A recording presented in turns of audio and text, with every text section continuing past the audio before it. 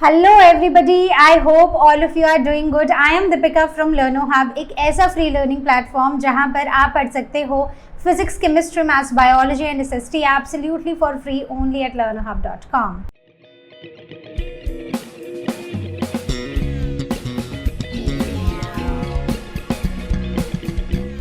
तो आज हम स्टार्ट करने वाले हैं आईसीएसई क्लास 9 ज्योग्राफी का नेक्स्ट चैप्टर, और चैप्टर है एटमॉस्फेरिक प्रेशर एंड विंड्स। तो प्रेशर क्या होता है, कितना होता है, क्या देखते हैं, प्रेशर बेल्ट्स क्या होती हैं और विंड के बारे में पढ़ेंगे। तो बिना टाइम वेस्ट करते हुए स्टार्ट करते हैं। आज हम एक ऐसे टॉपिक के बारे में डिस्कस करने जा रहे हैं जिसके बिना अर्थ पर लाइफ पॉसिबल ही नहीं होती। तो सोच के देखो बच्चों, हवा जो हम देख नहीं सकते लेकिन सिर्फ महसूस कर सकते हैं। कभी ठंडी हवा, कभी गर्म लू, कभी तूफान, कभी मॉनसून की हवा। ये क्यों होता है और कैसे होता है? इस चैप्टर एटमॉस्फेरिक प्रेशर और विंड्स में हम ये समझेंगे कि हवा कैसे चलती है, प्रेशर बेल्ट्स क्या होते हैं, विंड कभी स्टॉर्म, कभी साइक्लोन और कभी मॉनसून कैसे बन जाती है।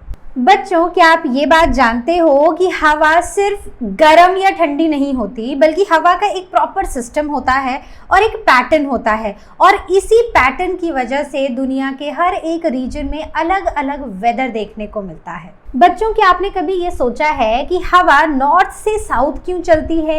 ये साइक्लोन और एंटी साइक्लोन में फ़र्क क्या होता है? या फिर ये जो मॉनसून जो इंडिया के लिए बहुत ज़्यादा इम्पॉर्टेंट हैं, ये क्या होते हैं और कैसे बनते हैं?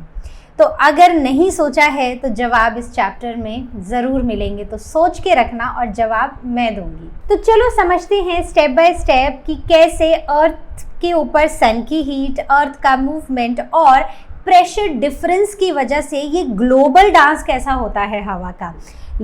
तो ये एक कूल और ब्रीजी जर्नी पर हम निकलने वाले हैं, जहां पर हम हवा के हर एक राज को समझने वाले हैं। तो चलो शुरू करते हैं अपने chapter atmospheric pressure and winds के साथ। और ये बात याद रखना कि हवा सिर्फ चलती नहीं है, हवा एक कहानी सुनाती है। चलो स्टार्ट करते हैं, इंपॉर्टेंट पॉइंट्स को डिस्कस करते हैं। और ये पीपीटी आपको डिस्क्रिप्शन में मिल जाएगी और इससे आप अपने फुल फ्लेज्ड नोट्स बना सकते हो, साथ ही साथ इसे आप रिवीजन में भी यूज़ कर सकते हो।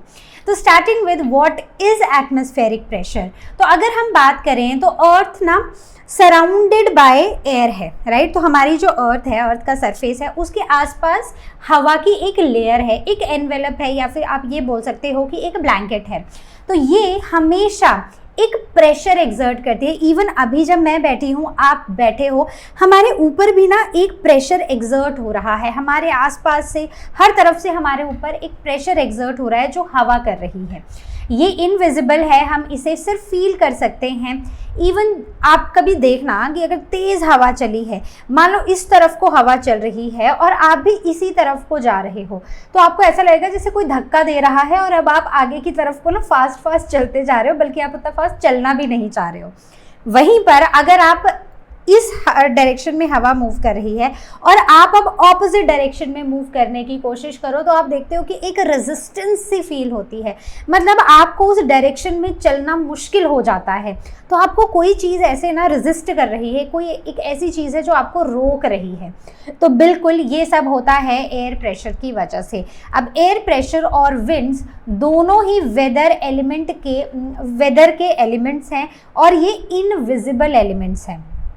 प्रेशर भी है हमारे आसपास, एयर का प्रेशर तो है, साथ में हवाएं भी हैं, दिखाई नहीं दे रही हैं, लेकिन वेदर को ये बहुत ज़्यादा अफेक्ट करती हैं। इसीलिए ये वेदर के इम्पॉर्टेंट एलिमेंट्स में आती हैं।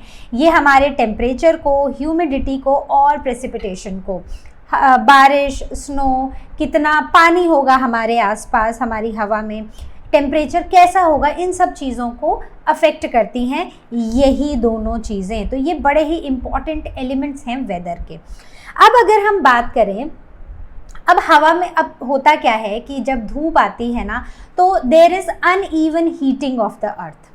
ठीक है, कहीं पर अर्थ ज़्यादा गर्म हो रही है, कहीं पर कम गर्म हो रही है। स्पेशली जो सी लेवल के पास जो जगह होती है, वहाँ पर मॉलिक्यूल ज़्यादा पास होते हैं हवा के, और जब सन की रेज़ आती हैं तो ये वाला एरिया ज़्यादा गर्म हो जाता है। वहीं पर अगर हम सी लेवल से ऊपर चले जाएं तो अब ये जो गर्मी है ना ये उतनी ज़्यादा नहीं होती। अब वहाँ का लैंड एरिया, वहाँ की जो वहाँ पर हीटिंग जो हो रही है वो कम होती है। तो बेसिकली ऐसा है कि पूरी की पूरी अर्थ एक बराबर गर्म नहीं होती, वो अलग अलग फैक्टर्स हैं। हमने ऑलरेडी पढ़ा है, थोड़ा बहुत हमने इनके बारे में डिस्कस किया है, तो आपको आइडिया है। तो अब इसी अनइवन हीटिंग की वजह से हवा चलती है और एयर जब मूव करती है तो उसे हम बुलाते हैं विंड्स। ठीक है, जूनियर क्लासेस में भी हमने पढ़ा है, अभी भी हम पढ़ रहे हैं, तो ये सारी चीज़ें ना एक तरह से रिकॉल ही है अभी।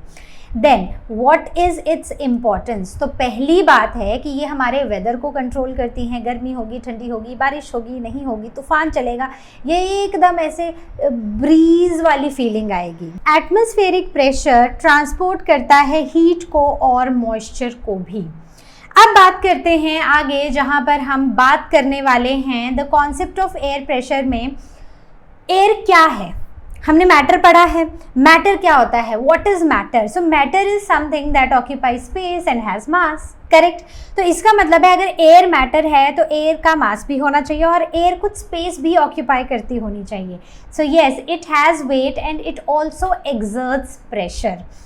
अब एयर जो है it is a mixture of gases और मेनली इसमें नाइट्रोजन और ऑक्सीजन होती है and 1% is rest of the gases, right. So maximum जो गैसेज हैं वो 99% इज नाइट्रोजन एंड ऑक्सीजन। अब जैसे कि हमने ब्राउनियन मोशन पढ़ा है ना कि जो मॉलिक्यूल्स होते हैं, जो पार्टिकल्स होते हैं गैस के, जो मॉलिक्यूल्स होते हैं हवा में भी, वो ना रैंडमली मूव करते रहते हैं। मतलब कोई एक फिक्स डायरेक्शन में नहीं, रैंडमली कहीं को भी ऐसे जिगजैग कहीं कोई मूव करते रहते हैं, जिसे हम ब्राउनियन मोशन बुलाते हैं। और ये Brownian motion it means the molecules are free to move and they keep on colliding with each other. जैसे मान लो ये दो मॉलिक्यूल्स हैं, ये मॉलिक्यूल इधर जा रहा था, ये इधर आ रहा था, दोनों आए आपस में, इधर मिले और अब एक इधर को चला गया, दूसरा इधर को चला गया। So basically they freely move, they collide with each other और ये बाहर की तरफ को फोर्स एक्सर्ट करते हैं। अगर आप एक क्लोज्ड कंटेनर ले लो, उसको मतलब कंटेनर हो, उसको ऊपर से बंद कर दो, उसमें कुछ हवा भर दो। अब ऐसा नहीं होगा कि गैस के मॉलिक्यूल्स बस एक जगह ऐसे बैठे रहेंगे कि कब ये डब्बा खुलेगा और कब हम बाहर जाएंगे, नहीं। ये सारे के सारे मॉलिक्यूल्स रैंडमली इधर से उधर मूव करेंगे। बात क्लियर हो गई। और ये वॉल्स के ऊपर, इस कंटेनर की वॉल्स के ऊपर भी प्रेशर एक्सर्ट करेंगे, राइट।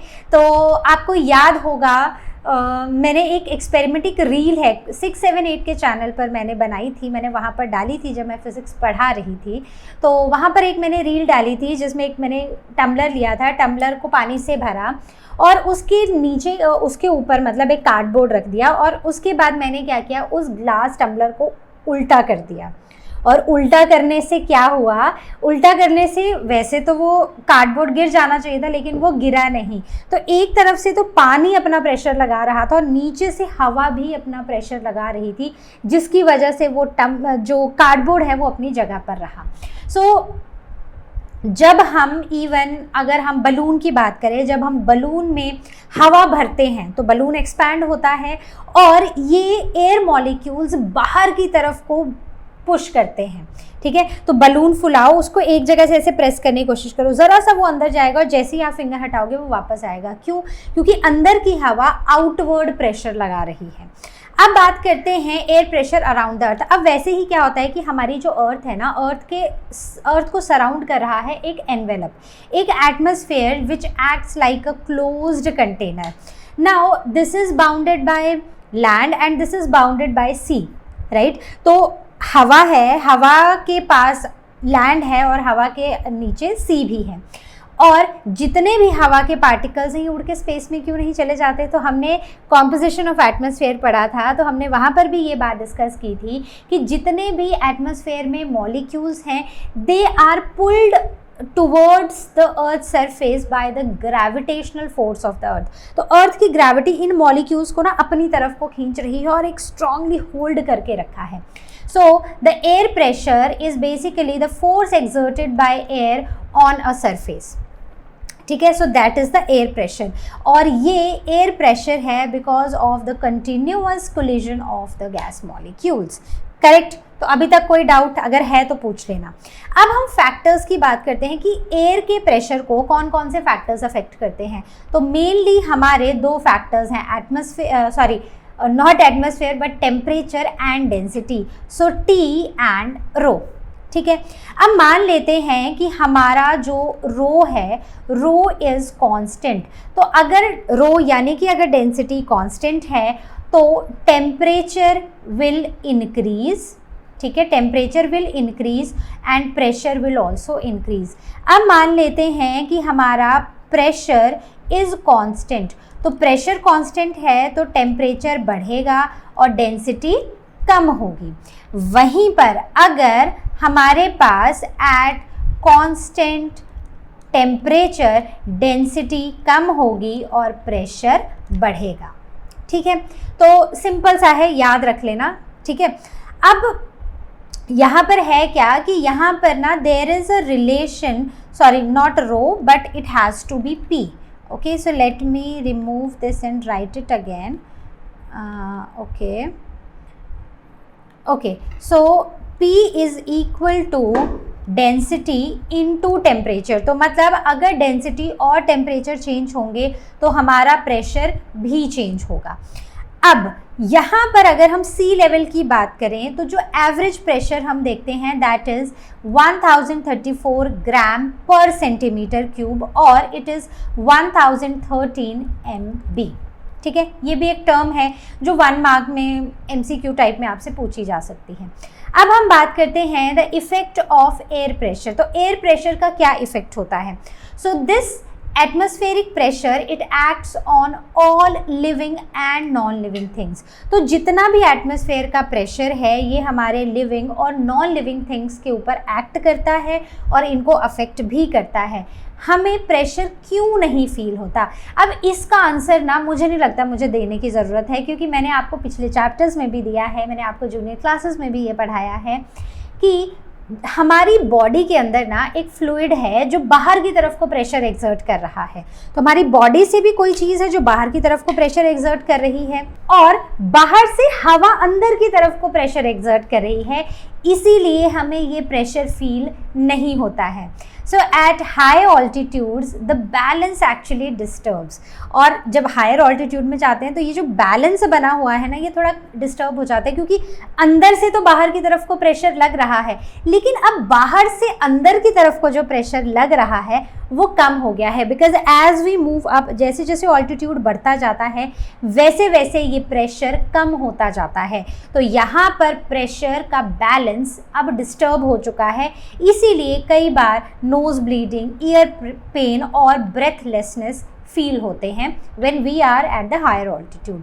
अब वाई प्रेशर डिक्रीजेस जब हम हायर ऑल्टीट्यूड पे होते हैं तो होता कुछ ऐसा है कि यहाँ पर जो एयर मॉलिक्यूल्स हैं वो दूर दूर हो जाते हैं, वहीं पर सी लेवल पे ये मॉलिक्यूल्स पास पास होते हैं, ऊपर जाते हैं ये मॉलिक्यूल्स दूर दूर हो जाते हैं, ये डिफ्यूज़ हो जाते हैं और ग्रेविटी से कुछ ही मॉलिक्यूल्स अब अर्थ की तरफ को आते हैं। तो basically molecules are far apart from each other, इसीलिए यहाँ पर प्रेशर डिक्रीज़ हो जाता है। इसीलिए अगर आप कभी माउंटेन्स में जाओ तो धीरे धीरे रुकते रुकते थोड़ा थोड़ा ऊपर को क्लाइंब करो ताकि आप एक्लेमेटाइज होते जाओ, आप उस प्रेशर से, उस टेम्परेचर से आपकी बॉडी जो है ना वो उसको समझती जाए, और जैसे जैसे आप ऊपर चढ़ते जाओ वैसे वैसे आपकी बॉडी उससे एक्लेमेटाइज होती जाए। So the mountaineers face breathing difficulty because the oxygen is low and the pressure is low. अब बात करते हैं मेजरिंग एटमॉस्फेरिक प्रेशर। तो हम कैसे एटमॉस्फेरिक प्रेशर को मेजर करते हैं? तो इसको हम मेजर करते हैं मर्क्यूरी बैरोमीटर से। ठीक है, प्रिंसिपल क्या है? द प्रिंसिपल बिहाइंड इज कि जैसे जैसे मर्क्यूरी का कॉलम बढ़ेगा, जैसे जैसे हाइट बढ़ेगी प्रेशर बढ़ता जाएगा। अब अगर मर्क्यूरी ऊपर चला गया है, अगर मर्क्यूरी राइज कर गया है उस बैरोमीटर में तो मतलब प्रेशर बढ़ गया है। अगर मर्क्यूरी फॉल कर रहा है तो इसका मतलब है कि प्रेशर फॉल हो रहा है। तो मर्क्यूरी के राइज और फॉल हमें प्रेशर बताता है। मर्क्यूरी राइज हुआ तो प्रेशर बढ़ा, मर्क्यूरी फॉल हुआ तो प्रेशर गिर गया। स्टैंडर्ड प्रेशर की बात करते हैं। Standard pressure is 1013 millibars, that is MB, which is 29.92 inches. देखो 29 याद रख लो और पॉइंट के बाद उसको रिवर्स 92 करके लिख दो। That is the standard atmospheric pressure and 76 mm of Hg या फिर मर्क्यूरी। नाउ सी लेवल पर 15 recorded at sea level 15 degree Celsius and latitude was 45 degree north। तो इस लोकेशन पर, मतलब इस लैटिट्यूड पर, इस टेम्परेचर पर, सी लेवल पर ये रिकॉर्ड किया गया। So this is our standard pressure. अब प्रेशर ग्रेडियंट की बात करें, so the driving force of the wind. So definition क्या होते हैं? सबसे पहले आप मुझे ये बताओ कि प्रेशर ग्रेडियंट क्या होता है। दो पॉइंट्स हैं या दो प्लेसेस हैं, so this is place A, this is place B. इन दोनों में कितना प्रेशर का डिफरेंस है, that is basically the pressure gradient. So the rate of change of pressure between two places, ठीक है, measured perpendicular to the isobars, the lines of the equal pressure। तो isobar, bars, so basically we are talking about pressure, ठीक है। So it also determines the wind speed and the wind direction। अब pressure gradient को हम कैसे देखेंगे? अगर steep pressure gradient होगा तो विंड्स स्ट्रॉन्ग होगी, अगर जेंटल प्रेशर ग्रेडियंट होगा तो विंड्स लाइट होंगी। इसमें ना एक और चीज़ है जो समझने वाली है, वो ये है कि अगर आइसोबार्स पास हैं तो इसका मतलब ये है कि स्टीप प्रेशर ग्रेडियंट है और स्ट्रॉन्ग विंड्स चलेंगी। अगर यही आइसोबार्स दूर दूर हैं तो इसका मतलब है कि जेंटल प्रेशर ग्रेडियंट है और लाइट विंड्स चलेंगी। अब बात करते हैं आइसोबार्स की। ये चीज़ मैंने आपको पहले एक्सप्लेन कर दी। So what are isobars? So basically these are the lines joining the places of equal pressure on the weather map. अगर क्लोजली प्लेस्ड आइसोबार्स हैं इसका मतलब स्टीप प्रेशर ग्रेडियंट है और हमें स्ट्रॉन्ग विंड्स फील होंगी। अगर वाइडली स्पेस्ड आइसोबार्स हैं इसका मतलब जेंटल डिफरेंस है और लाइट विंड्स फील होंगी। Now winds move from high pressure to low pressure areas. So हवा जो है ना वो हमेशा हाई प्रेशर से लो प्रेशर की तरफ ही चलती है। जैसे अगर आपको याद हो तो हम जूनियर क्लासेस में पढ़ते हैं, जब हमने इंडिया पढ़ा था, इंडिया के हमने मॉनसून पढ़े थे, उस टाइम हम यही पढ़ते हैं कि गर्मियों में क्या होता है कि जो नॉर्दर्न प्लेन्स है ना हमारे, वहाँ पर गर्मी बहुत ज़्यादा हो जाती है। गर्मी हो जाती है तो हवा गर्म हो जाती है, हवा गर्म हो जाती है तो लाइट हो जाती है और वो ऊपर की तरफ उठ जाती है। नीचे प्रेशर कम हो जाता है, लो प्रेशर जोन्स बन जाते हैं। तभी सी की तरफ से हवा चलती है, हाई प्रेशर एरियाज़ होते हैं सी के पास, यहाँ से हवा चलती है इन लो प्रेशर एरियाज़ की तरफ और वहाँ पर जाके खूब सारी बारिश कर देती हैं। तो एग्जैक्टली वही पॉइंट यहाँ पर लिखा गया है। तो आपको सिर्फ क्या करना है, आपको सिर्फ इन पॉइंट्स को अपनी प्रीवियस लर्निंग के साथ सिर्फ कनेक्ट करना है। बहुत ही सिंपल चैप्टर है। अब हम बात करेंगे the uneven pressure on the अर्थ। अब जैसे हमने पहले भी बात की थी कि जो एयर प्रेशर है हमारी पूरी अर्थ के ऊपर वो यूनिफॉर्म नहीं है। So it changes from place to place due to the variation in altitude, temperature and the earth's rotation. अब यहाँ पर ना हर जगह पर ये चेंज होता रहता है due to altitude, due to temperature and due to the earth's rotation. तो ये जो ATR है, जो हमारे लाइट एयरक्राफ्ट नहीं होते, छोटे छोटे एयरक्राफ्ट जो छोटी छोटी जर्नी करते हैं, 1, 1.5, 2 घंटे वाली जर्नी, उन्हें हम ATRs बोलते हैं। तो ये जो ATRs हैं मतलब ऑल्टीट्यूड, टेम्परेचर और अर्थ की रोटेशन जो है ये कहीं के भी प्रेशर को बेसिकली अफेक्ट करती हैं। सो दिस बेसिकली यहाँ पर एयर जो है वो रेस्टलेस हो जाती है, कहीं बहुत ज़्यादा हो जाती है, कहीं पर प्रेशर ज़्यादा हो जाता है और कहीं पर प्रेशर कम हो जाता है। तो ये ATR याद रख लेना और ये हमारे अर्थ के ऊपर प्रेशर को अफेक्ट करते हैं, याद रहेगा। आगे बढ़ते हैं इन सभी को डिस्कस करते हुए। सो सबसे पहले है ऑल्टीट्यूड। ऑल्टीट्यूड का मतलब है it influences the altitude influence the pressure. So the pressure decreases with the altitude. तो अब ये जो प्रेशर है ना ये ऑल्टीट्यूड के साथ डिक्रीज होता रहता है। अब जैसे जैसे आप ऊपर की तरफ बढ़ते जाओगे वैसे वैसे प्रेशर कम होता जाएगा एंड ऑन एन एवरेज ये जो एयर प्रेशर है it drops approximately 34 millibars every 300 metre. तो हर बार अगर ये सी लेवल है, इस सी लेवल से आप 300 मीटर ऊपर चले गए तो अप्रॉक्सीमेटली 34 मिलीबार प्रेशर जो है वो कम हो जाएगा। और यहाँ पर कितना होगा सी लेवल पर, याद है ना आपको, हमने पढ़ा था। तो एवरेज जो है इट इज़ 1013 मिलीबार। तो हर 300 मीटर ऊपर जाने पर 34 मिलीबार प्रेशर कम होता जाएगा।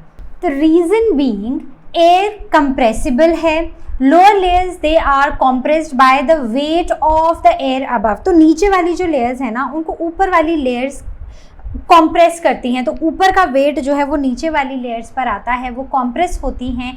इसीलिए अर्थ के पास, या फिर आप ये बोलते हैं सी लेवल के पास, एयर डेंस होती है और इसका प्रेशर हाई होता है। जैसे जैसे हम ऊपर जाते जाते हैं, ऊपर का जो वेट है, हवा का जो वेट है वो कम होता जाता है, तो अपर लेयर्स थिनर होती जाती हैं, लेस डेंस होती जाती हैं और प्रेशर कम होता जाता है। अब आगे बढ़ते हैं। Example is mountaineers face breathing issues at high altitudes, क्योंकि ऊपर प्रेशर कम होता है और लेस ऑक्सीजन होती है। तो high up in the hill pressure goes down. ठीक है, चलो आगे बढ़ते हैं। नाउ जब एयर सिंक होती है, तो एयर कंप्रेस होती है और प्रेशर हाई हो जाता है, right. So it is basically recap जो अभी तक हमने पढ़ा है। जब एयर राइज होती है तो एयर एक्सपैंड होती है और प्रेशर कम हो जाता है, इसीलिए डिसेंडिंग एयर का प्रेशर ज़्यादा होता है और असेंडिंग का प्रेशर कम होता है। आगे बात करते हैं टेम्परेचर की, the second factor. So it also influences pressure. So influence of temperature on pressure, तो it is temperature is inversely proportional to pressure.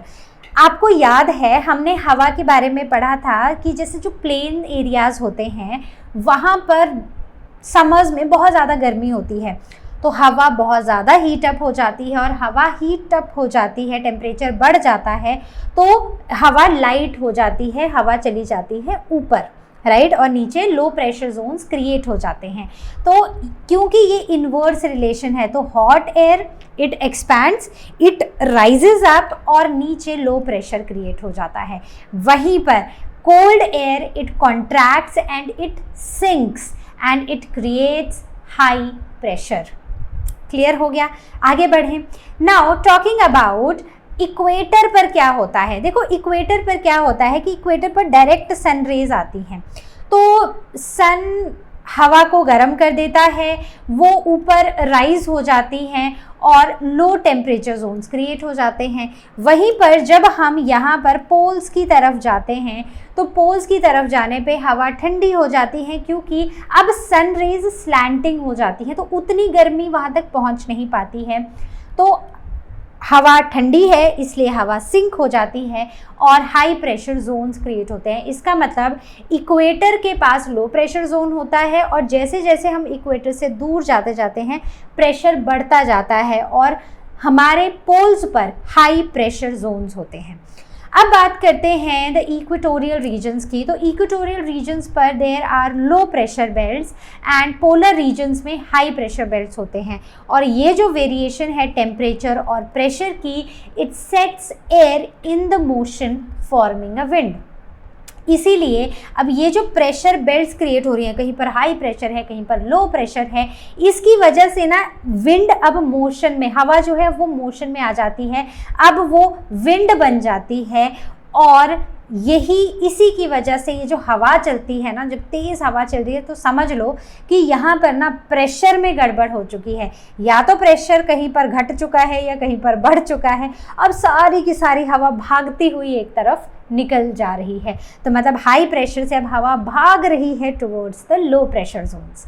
ठीक है, ये जो प्रेशर बेल्ट्स हैं ये टेम्परेचर की वेरिएशंस की वजह से होती हैं। एग्जाम्पल, लैंड और सी ब्रीज पढ़े हैं ना हमने जूनियर क्लासेस में, ये स्मॉल स्केल एग्जाम्पल्स हैं इस प्रिंसिपल के, तो मैं आपको एक्सप्लेन करूंगी, ये सारे आगे आएंगे तब एक्सप्लेन करूंगी।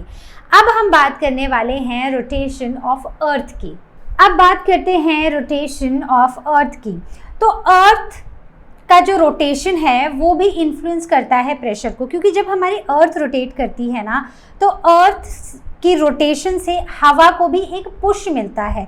तो हवा पोल्स से इक्वेटर की तरफ आती है, मतलब पोल्स से इक्वेटर की तरफ को मूव करती है, यहाँ से और यहाँ से, ठीक है। तो जो हाई प्रेशर है पोल्स पर और इक्वेटर पर लो प्रेशर है, तो हवा जो है the air from poles move towards the equator, और इक्वेटर की तरफ को गर्मी है तो यहाँ पर हवा एक्सपैंड करती है और हमारा प्रेशर गिर जाता है, प्रेशर फॉल्स। अब बात करते हैं कोरियोलिस इफेक्ट की। सो रोटेशन ऑफ अर्थ और कोरियोलिस फोर्स या और उसका इफेक्ट तो वैसे मुझे बताने की आपको ज़रूरत है नहीं, क्योंकि आई नो आपको ऑलरेडी पता है। कोरियोलिस फोर्स तो ये एक एपरेंट डिफ्लेक्शन है of the moving air due to the earth's rotation, ठीक है। तो ये जो अर्थ रोटेट कर रही है इसकी वजह से हवा जो चल रही है ना वो सीधी नहीं चल पाती है, वो भी डिफ्लेक्ट हो जाती है। जैसे नॉर्दर्न हेमिस्फीयर में फेरेल्स लॉ बोलता है, हमने ऑलरेडी ये सब कुछ पढ़ा है, air deflects to the right and southern hemisphere में air deflects to the south. So NR and SL, तो नॉर्थ में राइट की तरफ को डिफ्लेक्शन होती है और साउथ में लेफ्ट की तरफ को। तो Coriolis force is 0 at equator and it is maximum at poles, ठीक है। तो ये सब सिर्फ क्विक रीकैप था हमारा। तो अब जैसे यहाँ पर अगर आप देखोगे तो हवा को कोई डिफ्लेक्शन नहीं मिलती है इक्वेटर के पास, यहाँ पर कोरियोलिस फोर्स 0 होती है, यहाँ पर कोई डिफ्लेक्शन नहीं होती। लेकिन जैसे जैसे हम पोल्स की तरफ को जाते जाते हैं अब एयर डिफ्लेक्ट होना शुरू हो जाती है। जैसे यहाँ पर एयर सीधी नहीं चल के इस तरफ को डिफ्लेक्ट हो जाती है और यहाँ पर भी हवा सीधी नहीं चल के इस तरफ को डिफ्लेक्ट हो जाती है। So that was the point. अब आइसोबार्स जैसे हमने पहले बात की थी, so these are for mapping the air pressure. तो isobars these are the lines joining the place of equal atmospheric pressure, और इनको हम मैप्स पे ड्रॉ करते हैं at the mean sea level. अब ये हमें पैटर्न स्टडी करने में हेल्प करती है, जो प्रेशर के पैटर्न्स होते हैं locally and globally as well. Weather maps and isobars. अब देखो वेदर मैप्स जो हैं they show isobars which indicates the pressure system. अब जितने क्लोज बार्स होंगे उसका मतलब क्या है, पढ़ा है हमने, स्टीप प्रेशर ग्रेडियंट और स्ट्रॉन्ग विंड्स या फिर स्टॉर्मी वेदर के बारे में हम देखेंगे।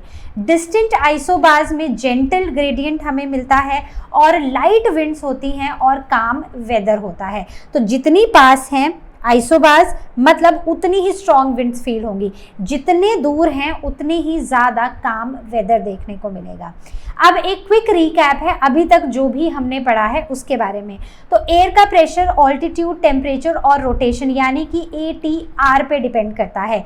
ऑल्टीट्यूड बढ़ेगा तो प्रेशर कम होगा, टेम्परेचर बढ़ेगा तो प्रेशर कम होगा, क्योंकि टेम्परेचर के बढ़ने से हवा गर्म होगी और गर्म हवा लाइटर होगी तो वो ऊपर की तरफ उठ जाएगी और नीचे लो प्रेशर क्रिएट हो जाएगा। रोटेशन हमारा जो कोरियोलिस इफेक्ट है it causes the wind deflection. तो नॉर्दर्न हेमिस्फीयर में इट इज NR यानी कि deflection is towards the right and southern hemisphere में it is towards the left. अब pressure shown on the map using the isobars, जितने steep isobars होंगे उतनी strong winds होंगी, जितने वाइड आइसोबार्स होंगे उतना काम वेदर होगा। अब बात करते हैं एक बड़े ही इंपॉर्टेंट टॉपिक की, which is the pressure belts, which is the distribution of pressure on the earth surface. तो वैसे तो आपने पढ़ रखा है लेकिन अभी हम थोड़ा डिटेल में फिर से डिस्कस करते हैं। बात करते हैं प्रेशर बेल्ट्स की। तो प्रेशर बेल्ट्स बेसिकली ये वो जोन्स हैं जहाँ पर यूनिफॉर्म हाई और लो एयर प्रेशर देखा जाता है जो अर्थ को सर्कल करता है और रफली पैरेलल टू द इक्वेटर। तो देखो अर्थ में ना ये जो प्रेशर्स हैं ये प्रेशर्स बनते हैं टेम्परेचर की वजह से। जहाँ टेम्परेचर ज़्यादा है वो लो प्रेशर जोन्स हैं, जहाँ टेम्परेचर कम है वो हाई प्रेशर जोन्स हैं। जैसे इक्वेटर के पास सनरेज डायरेक्ट होती हैं, ज़्यादा गर्मी होती है तो ये लो प्रेशर जोन्स होते हैं। वहीं पर जैसे जैसे हम इक्वेटर से पोल्स की तरफ जाते हैं प्रेशर बढ़ता जाता है और जब हम पोल्स पे पहुँच जाते हैं तो प्रेशर बहुत ज़्यादा हाई होता है। So these are the high pressure zones. अब ये जो प्रेशर का पूरा खेल है ना, ये टेम्परेचर के ऊपर डिपेंड करता है। टेम्परेचर ज़्यादा तो प्रेशर कम, टेम्परेचर कम तो प्रेशर ज़्यादा, बस इतना सा है। अब प्रेशर बेल्ट्स, तो थ्रू आउट द ग्लोब ये कुछ रीजन्स हैं जो लो प्रेशर वाले हैं, कुछ हाई प्रेशर वाले हैं, तो इन्हें ही हम प्रेशर बेल्ट्स बुलाते हैं और ये यूजुअली इक्वेटर के पैरेलल होते हैं। बेसिकली ये वो इमेजिनरी सी लाइंस होती हैं अराउंड द इक्वेटर जिन्हें हम लो प्रेशर बेल्ट्स या हाई प्रेशर बेल्ट्स बुलाते हैं। मेन कॉज क्या है? The uneven heating of the earth surface by the sun. तो बस यही मेन कॉज है जो हम शुरू से पढ़ते आ रहे हैं। गर्मी, ठंडी, बरसात, ये सब इसी की वजह से होता है क्योंकि अर्थ इवनली हीटअप नहीं होती है सन से। इफेक्ट टेम्परेचर वेरिएशंस और प्रेशर डिफरेंसेस और ग्लोबल विंड सिस्टम इसी वजह से चलता है और इसी वजह से प्रेशर बेल्ट्स बनते हैं। करेक्ट। आगे बढ़ते हैं। Now we are just seeing, okay, यहाँ पर देखो, यहाँ पर ना ये कुछ जोन्स है, ये कुछ इमेजिनरी लाइंस है जहाँ पर हमने लो प्रेशर या हाई प्रेशर जोन्स दिखाए हैं। जैसे ये इक्वेटोरियल लो है जिसे हम डोलड्रम्स भी कहते हैं, ये सब ट्रॉपिकल हाई है जिसे हॉर्स लैटिट्यूड भी बुलाते हैं, ये ट्रॉपिकल लोज हैं। तो वैसे ही सिमिलरली इस यहाँ पर भी है पोलर हाई, मतलब कि यहाँ पर प्रेशर हाई होता है। तो इस तरह ये कुछ इमेजिनरी रीजन्स हैं जहाँ पर अलग अलग तरह का प्रेशर हम देखते हैं। अब pressure belts horizontal distribution of pressure forming alternating belts of low and high pressure. ठीक है, तो देखो ये वो रीजन्स हैं। तो ये क्या है? ये एक ऐसे हॉरिजॉन्टल बेल्ट्स हैं जहाँ पर ऑल्टरनेटिंग हाई और लो प्रेशर जोन्स हम देख रहे हैं। तो देखो यहाँ पर लो है, यहाँ हाई है, यहाँ पर लो है, यहाँ पर हाई है। एग्जैक्टली इक्वेटर से अब नीचे की तरफ चलो सदर्न हेमिस्फीयर में, तो ये लो है, ये हाई है, ये लो है और ये हाई है। तो ये ऐसे हॉरिजॉन्टल बेल्ट्स होती हैं जो ऑल्टरनेटिंगली हाई और लो होती हैं। करेक्ट। आगे these belts shift slightly north and south with the sun during the year। अब सन जब अर्थ सन की तरफ टिल्टेड होती है, नॉर्दर्न हेमिस्फीयर टिल्टेड होता है, तो ये जो बेल्ट्स है ना, ये वैसे वैसे through out the year shift करती रहती हैं। सिंपल है और कुछ नहीं। अब जो हम मेन प्रेशर बेल्ट्स की बात करने वाले हैं based on the temperature zones, so first is around the equator और इसे हम बुलाते हैं the equatorial low pressure belt. अब आप बोलोगे कि मैम हम कैसे याद रखें कि ये लो प्रेशर बेल्ट होगा? सिंपल सी बात है, इक्वेटर पर हमेशा ही सन की रेज डायरेक्ट रहती हैं तो टेम्परेचर ज़्यादा रहता है। टेम्परेचर ज़्यादा तो हवा ज़्यादा गर्म होगी, हवा गर्म होगी तो लाइट वेट होगी और वो ऊपर की तरफ उठ जाएगी। तो याद रहेगा अब, ठीक है। अब यहाँ पर ये देखो 5 डिग्री नॉर्थ से 5 डिग्री साउथ तक हमें around the equator low pressure belts देखने को मिलती हैं। यहाँ पर प्रेशर कम होता है। Then from 30 degree north to 30 degree south यहाँ पर सब ट्रॉपिकल हाई प्रेशर बेल्ट्स देखने को मिलती हैं, प्रेशर हाई होता है। Around 60 degree north to 60 degree south यहाँ पर सब पोलर लो प्रेशर बेल्ट्स, मतलब लो प्रेशर वाले जोन्स। और पोल्स पे चले जाएं 90 डिग्री नॉर्थ और 90 डिग्री साउथ पर चले जाएं तो यहाँ पर पोलर हाई प्रेशर बेल्ट्स, मतलब प्रेशर हाई होता है। अब बात करेंगे हम first type of the pressure belt, that is the equatorial low pressure belt, जिसे हम इंटर ट्रॉपिकल कन्वर्जेंस जोन भी बोलते हैं, यानी कि ITCZ। ठीक है, कहाँ पर होती है, कैसे बनती है? तो लोकेशन हमने देख ही ली, between 5 degree north and 5 degree south and also called as the doldrums or the equatorial trough। Reason being यहाँ पर इंटेंस सोलर हीटिंग होती है, एयर एक्सपैंड होती है, so it is lighter, it rises and creates a low pressure area. यहाँ पर trade winds का बड़ा इंपॉर्टेंट काम है। एक तरफ से नॉर्थ ईस्ट ट्रेड विंड्स आती हैं, दूसरी तरफ से साउथ ईस्ट ट्रेड विंड्स आती हैं और वो इस जगह पर आके कन्वर्ज होती हैं, इसीलिए हम इसे इंटरट्रॉपिकल कन्वर्जेंस जोन भी बुलाते हैं। ठीक है, तो this is the reason why it is called as the intertropical convergence zone. आगे बढ़ते हैं. Now we will be talking about the characteristics of the equatorial low pressure belts. Region calm है और लाइट विंड्स हैं. The reason being because the winds cancel out each other. तो एक तरफ से भी हवा आ रही है, दूसरी तरफ से भी हवा आ रही है, तो वो एक दूसरे को कैंसिल आउट कर दे रही हैं और इसीलिए ये रीजन काम है और हल्की हल्की सी हवाएं यहाँ पर चलती हैं. Strong upward movement of air है. अब ऐसा है कि ऐसा नहीं है कि यहाँ पर हवा मूव नहीं कर रही है, हवा मूव कर रही है, लेकिन ऐसे हॉरिजॉन्टल वे में नहीं, अपवर्ड डायरेक्शन में मूवमेंट हमें देखने को मिल रहा है due to intense heating. High humidity है और हाई टेम्परेचर है. फ्रीक्वेंट कन्वेक्शनल रेनफॉल देखने को मिलती है. क्यों?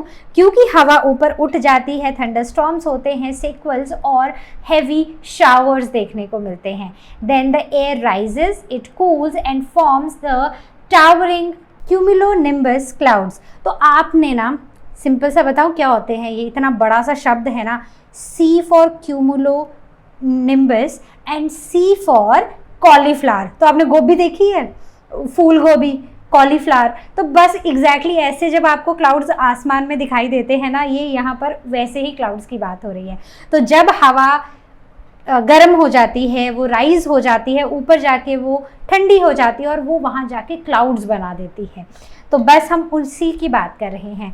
अब reason why it is called डोलड्रम्स. तो डोलड्रम्स का मतलब होता है स्टेट ऑफ ग्लूम और लिस्टलेसनेस. ठीक है, तो यहाँ पर sailors use to fear this region because no steady winds meant for ship could stuck for a few days.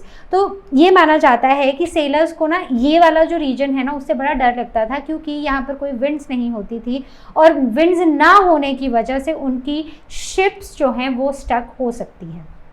तो इसलिए these are said to be the state of gloom, right? और जो modern term reflects its calm yet unstable weather patterns. ठीक है, so that is what doldrum is. अब shifting of the doldrums और ITCZ, तो इसकी full form आपको आनी चाहिए. Okay, so doldrums they move from north or south with the apparent movement of the sun. और जुलाई में ये नॉर्थवर्ड मूव करते हैं towards the tropic of Cancer और जनवरी में ये साउथवर्ड्स मूव करती हैं towards the tropic of Capricorn. तो मतलब अगर ये इक्वेटर है, ये ट्रॉपिक ऑफ कैंसर है, ये ट्रॉपिक ऑफ कैप्रिकॉर्न है, राइट. तो जुलाई में ये ऊपर की तरफ को मूव करेंगे और जनवरी में नीचे की तरफ को, क्योंकि आपको पता है जुलाई मतलब ऑलमोस्ट मार्च से लेकर व्हाट वी से अराउंड अक्टूबर, राइट, सितंबर अक्टूबर तक नॉर्दर्न हेमिस्फीयर में गर्मी होती है. तो तब ये towards the northern hemisphere move करते हैं, मतलब ट्रॉपिक ऑफ कैंसर की तरफ. और जब हम जनवरी में आ जाते हैं तो वहाँ पर समर सीजन होता है सदर्न हेमिस्फीयर में, तो उस टाइम पर ये मूव करते हैं towards the tropic of Capricorn. And this shift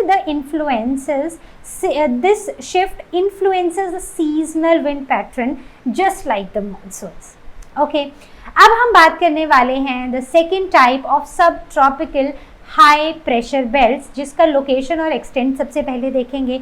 so the location is they are adjacent to the tropic of cancer, मतलब 30 degree north and the tropic of Capricorn. वैसे तो इनकी वैल्यू होती है 23.5 degree north and 23.5 degree south.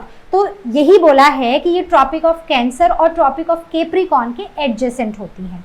They extend roughly between 25 to 35 degree latitude, मतलब 25 degree north to 35 degree north and 25 degree south से 35 degree north latitude तक. मतलब ये वाला इस रीजन में, इस लैटिट्यूड में हमें दो बेल्ट्स देखने को मिलती है, एक नॉर्दर्न हेमिस्फीयर में और एक सदर्न हेमिस्फीयर में. They are known for clear skies, calm winds and dry weather, and these are the regions of the descending air, जहाँ पर high atmospheric pressure zones होते हैं.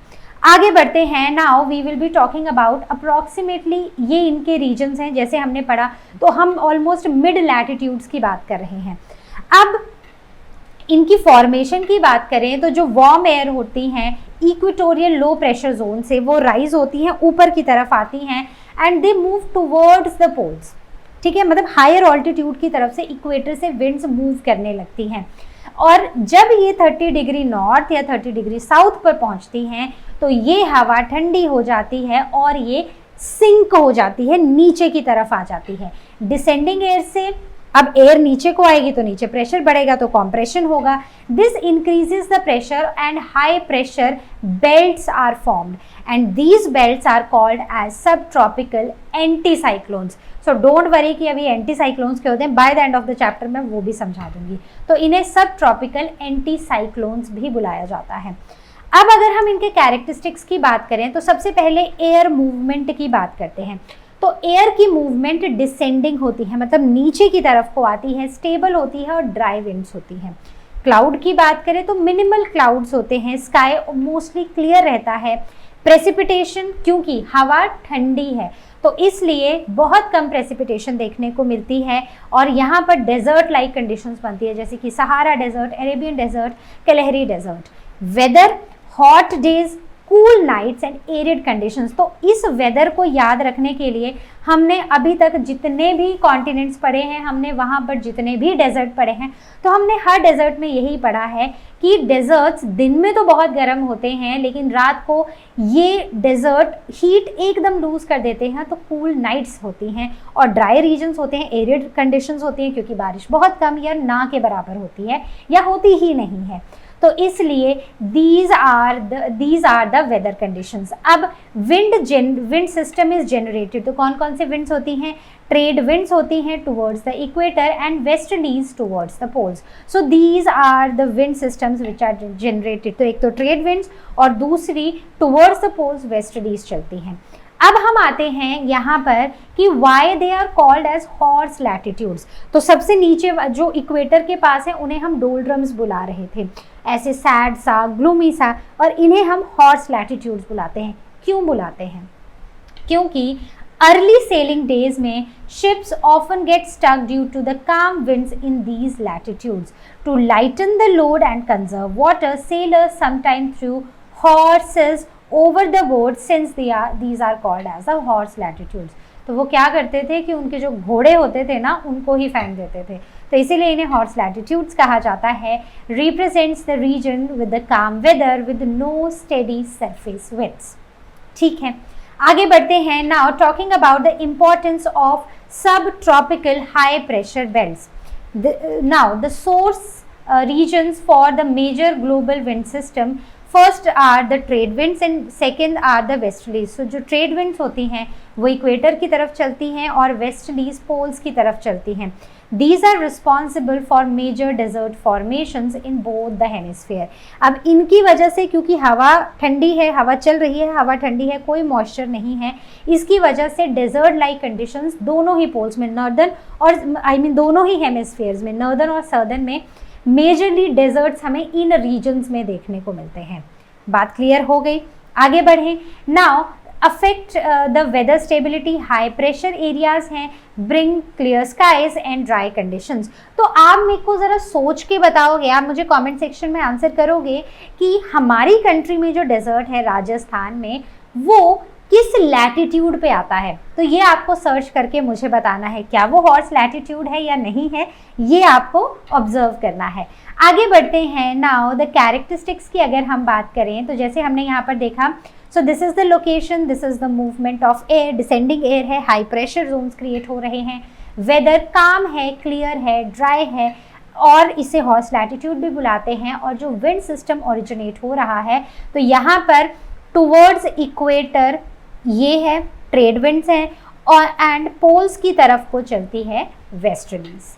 आगे बढ़ते हैं। Now we will be talking about the सब polar low pressure belts. तो extent और लोकेशन की बात करें तो ये 55 से 60 डिग्री तक होती हैं, नॉर्थ और साउथ दोनों ही लैटिट्यूड्स में, दोनों हेमिस्फीयर्स में होती हैं। दो बेल्ट्स होती हैं। नॉर्थ वाली को हम नॉर्थ सब पोलर, मतलब ये पोल्स पे नहीं है, इसीलिए हम इन्हें सब पोलर बेल्ट्स बुलाते हैं। नॉर्थ सब पोलर लो एंड साउथ सब पोलर लो। मतलब अगर हम इसको नॉर्थ साइड पे देखें तो ये आइसलैंड के पास है और ऑल्टीशियन आइलैंड्स के पास हैं। साउथ में जाओगे तो ये 60 डिग्री साउथ लैटिट्यूड के पास हैं और जनरली ये ओशन के ऊपर है, मतलब यहाँ पर लैंड मास कम है, यहाँ पर ओशन के ऊपर हमें ये बेल्ट देखने को मिलती है। अब बात करते हैं the causes of formation, the cause of formation. अब जो कोल्ड पोलर विंड्स हैं they meet the warm westerlies, ठीक है, तो कोल्ड पोलर विंड्स आती हैं और दूसरी तरफ से वेस्टर्लीज आती हैं, यहाँ पर आके मिल जाती हैं, यहाँ पर इनकी कन्वर्जेंस होती है, एयर ऊपर की तरफ राइज होती है और लो प्रेशर जोन्स बन जाते हैं। तो कैसे बन रहे हैं वो फॉर्मेशन के पूरे पॉइंट स्टेप बाय स्टेप यहाँ पर लिखे हैं। अब जब अर्थ रोटेट करती है so it helps to spread the surface air outward from this zone. अब देखो अर्थ भी घूम रही है, कोरियोलिस इफेक्ट भी हो रहा है, तो अब हवा जो है ना वो बाहर की तरफ मूव कर रही है, री-इन्फोर्सिंग द लो प्रेशर। तो हवा बाहर की तरफ जा रही है तो प्रेशर और कम हो रहा है। So these belts are dynamic and they are formed by air movement, not just the temperature. तो सिर्फ ऐसा नहीं है कि टेम्परेचर कम है, सब पोलर जोन है इसलिए लो प्रेशर है, इसमें एक और रीज़न है और वो रीज़न है अर्थ एयर की मूवमेंट। अर्थ मूव हो रही है, एयर मूव हो रही है, कोरियोलिस इफेक्ट हो रहा है और अर्थ एयर जो है वो वहाँ से मूव करती जा रही है, इसलिए भी यहाँ पर ये लो प्रेशर जोन्स देखने को मिलते हैं। बात क्लियर हो गई। कैरेक्टरिस्टिक्स की बात करें, काफ़ी अनस्टेबल सा स्टॉर्मी सा वेदर देखने को मिलता है due to the mixing of the warm and the cold air masses. तो एक तरफ से ठंडी हवा आ रही है, एक तरफ से गर्म हवा आ रही है, आपस में मिक्स हो रही हैं, तो यहाँ पर ना अनस्टेबल और स्टॉर्मी वेदर होता है। फ्रीक्वेंट साइक्लोन्स और डिप्रेशंस होते हैं, लो टेम्परेचर रीजन्स होते हैं and pressure is still low than the surrounding areas due to the constant air uplift.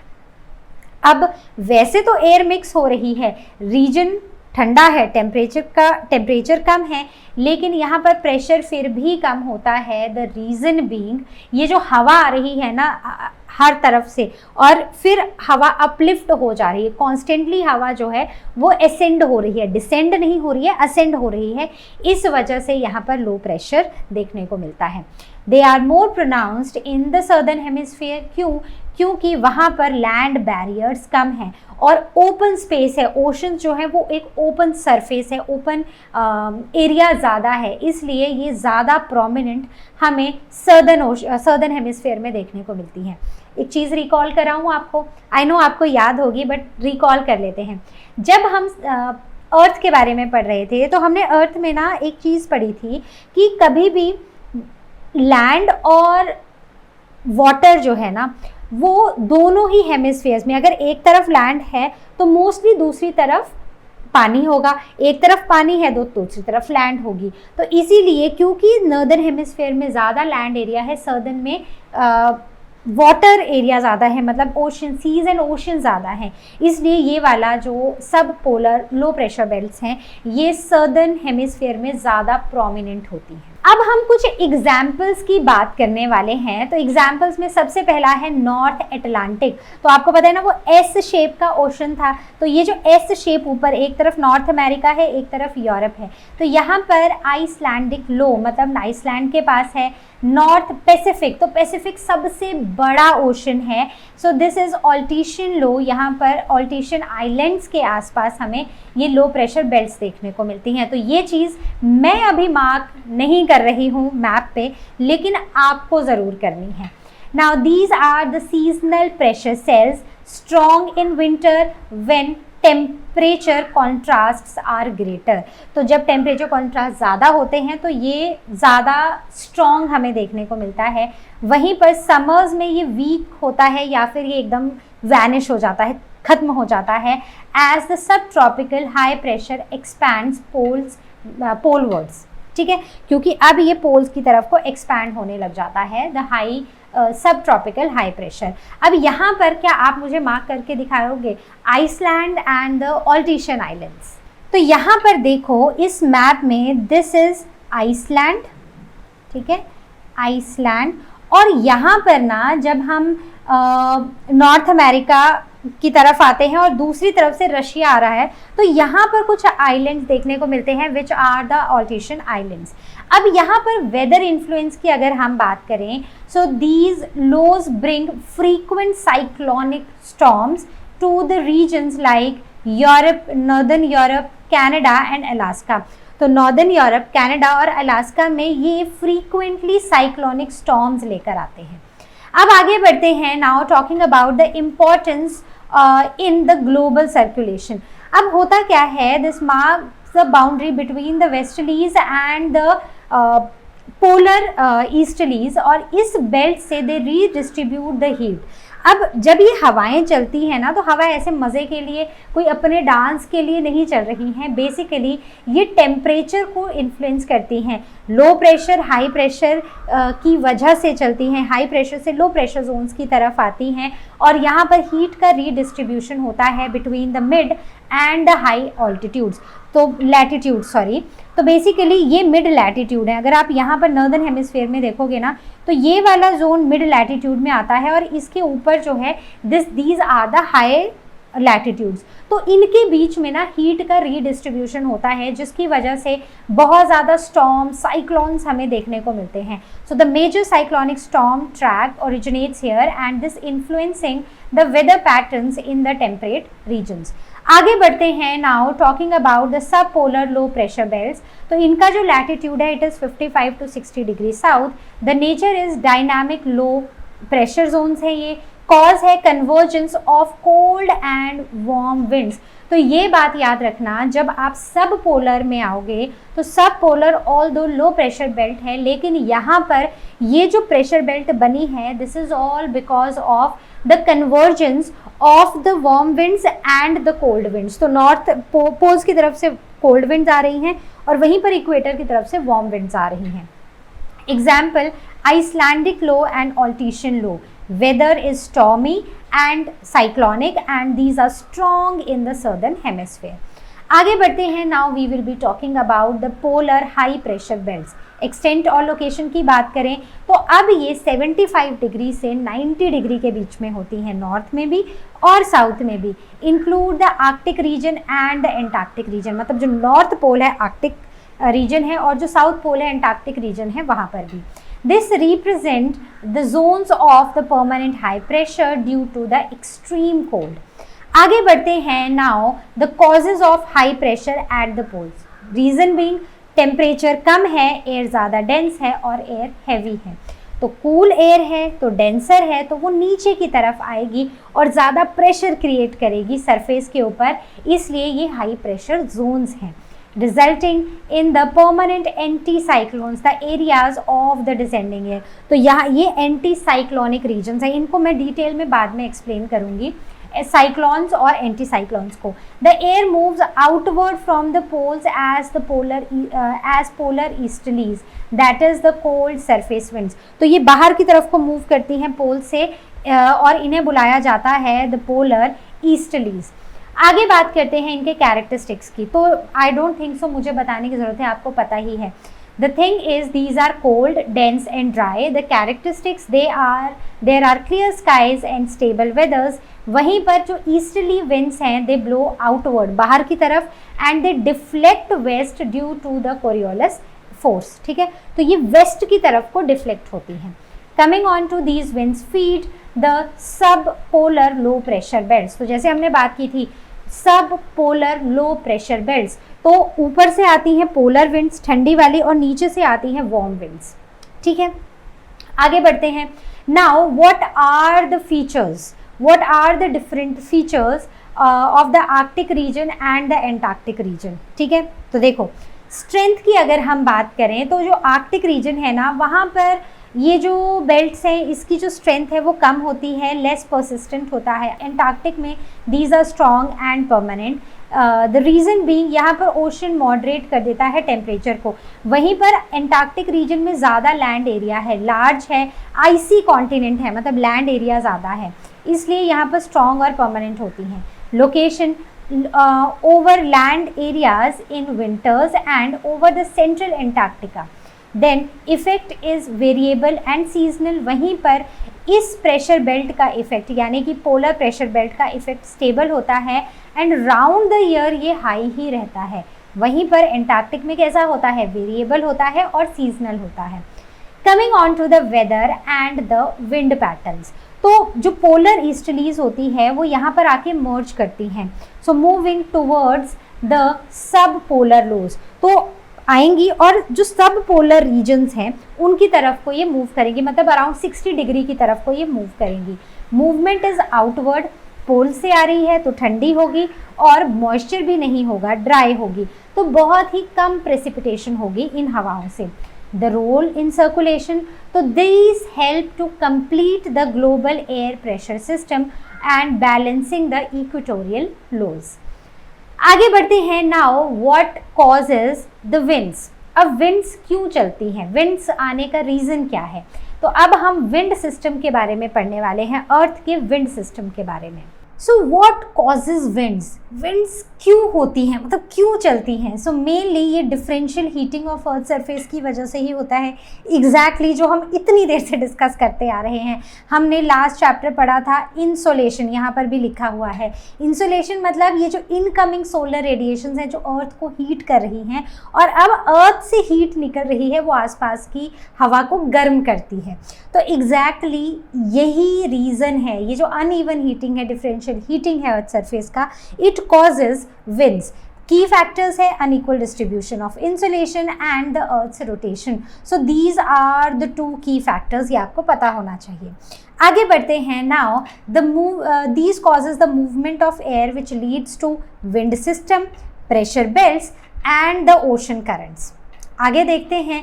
Now why winds are important, तो ये विंड्स इम्पॉर्टेंट क्यों हैं, क्योंकि ट्रॉपिकल रीजन के पास ज़्यादा गर्मी होती है, ठीक है, वहाँ सोलर रेडिएशंस डायरेक्ट होती हैं, ज़्यादा हीट वहाँ तक पहुँचती है, तो इंसुलेशन ज़्यादा होती है दैन द पोलर रीजन्स।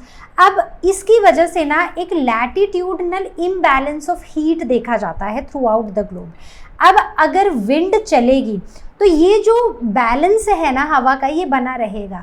तो जब हवा चलेगी तो टेम्परेचर की हीट की मिक्सिंग होती रहेगी। So this is the nature's balancing system which transfers heat from equator to the poles. Correct. आगे बढ़ते हैं। What are the functions of the winds. Now the first of all it balances the temperature differences. Secondly it carry water vapours from the oceans, और जब ये water vapours ocean से land की तरफ आते हैं हवा के साथ, तो ये लैंड के ऊपर बारिश कर देते हैं। वहीं पर it distributes heat, moisture and energy through out the globe. Next, एक विदाउट ग्लोबल विंड्स, अगर ये ग्लोबल विंड्स ना चले ना, तो इक्वेटर और भी ज़्यादा गर्म हो जाए और पोल्स और भी ज़्यादा ठंडे हो जाए। तो इस हीट की, टेम्परेचर की मिक्सिंग के लिए विंड्स हमारे लिए बहुत ही इंपॉर्टेंट है। ये पूरा का पूरा विंड सिस्टम हमारे लिए बहुत ज़्यादा इंपॉर्टेंट है। Now definition of wind. अब इतनी देर से विंड विंड विंड पढ़ रहे हैं, तो सबसे पहले ये भी देख लेते हैं, मतलब अब ये भी देख लेते हैं कि विंड को हम कैसे डिफाइन करते हैं। The horizontal movement of air from the high pressure areas to the low pressure areas on the earth surface is called as the wind. Direction rule की बात करें, so these the air always flows from heat high to the low pressure, और ये deflect होती हैं because of the Coriolis effect. और ये क्यों होता है? Because of the movement of the earth. जो अर्थ रोटेट हो रही है, अर्थ की रोटेशन की वजह से कोरियोलिस इफेक्ट होता है। Now the classification of the wind system. तो हमने विंड्स को ना 3 तरह से क्लासीफाई किया है, मतलब 3 सर्कुलेशन टाइप्स में क्लासीफाई किया है बेस्ड ऑन उनका स्केल और उनका ड्यूरेशन। पहली है प्राइमरी विंड्स जो परमानेंट विंड्स होती हैं, दूसरी है सेकेंडरी विंड्स जो सीजनल होती हैं, और तीसरी है टर्शरी विंड्स जो लोकल विंड्स होती हैं, मतलब जो लोकली चलती हैं। तो ये PST सिस्टम है, permanent, seasonal and tertiary system. आगे बढ़ते हैं। Now we will be talking about the primary circulation, जिन्हें हम परमानेंट विंड्स भी बुलाते हैं। तो बेसिकली ये वो विंड्स हैं which are related directly to the global pressure belts and Earth's rotation, and these are steady and constant winds that blow throughout the year। मतलब ये परमानेंट है, कहीं से मॉनसून की विंड आए, कुछ आए ना आए, लेकिन ये विंड्स हमेशा ही चलती रहेंगी। ये परमानेंटली चलती रहती हैं, स्टेडी होती हैं और कांस्टेंट होती हैं। नेक्स्ट इज एग्जाम्पल्स, जैसे कि ट्रेड विंड्स, जैसे वेस्टर्लीज और पोलर ईस्टर्लीज, जिनके बारे में हम अभी पढ़ रहे थे। So these provide basic framework for all the global air movements. ठीक है। अब नेक्स्ट आती हैं सेकेंडरी, जो सीजनल होती हैं या फिर पीरियोडिक होती हैं। मतलब ये अपनी डायरेक्शन को सीजनली बदल लेती हैं और साथ ही साथ पीरियोडिकली भी ये बदलती हैं। अब ये क्यों होती हैं? This is due to the shift of the pressure belts and the seasonal temperature variations. Pressure belts और टेम्परेचर की वजह से ये होती हैं। एग्जाम्पल जैसे कि मानसून विंड्स, अब जैसे हम इंडिया में देखते हैं तो समर्स में मानसून विंड्स आती हैं, राइट, और फिर ये हमारे कंट्री में बहुत सारी बारिश लेकर आती हैं। वहीं पर अगर हम विंटर्स की बात करें तो इनकी डायरेक्शन ऑपोजिट हो जाती है और अब यहाँ पर ये बारिश हमारी कंट्री में नहीं देखने को मिलती है। So the seasonal reversal of the winds देखा गया है। तो मानसून में हमारी कंट्री की तरफ आएंगी, खूब सारी बारिश करेंगी, लेकिन आफ्टर समर्स ये ऑपोजिट डायरेक्शन में चेंज करना शुरू कर जाएंगी। Next is land and sea breeze, जो दिन और रात से ही अपनी डायरेक्शन को बदल लेती हैं।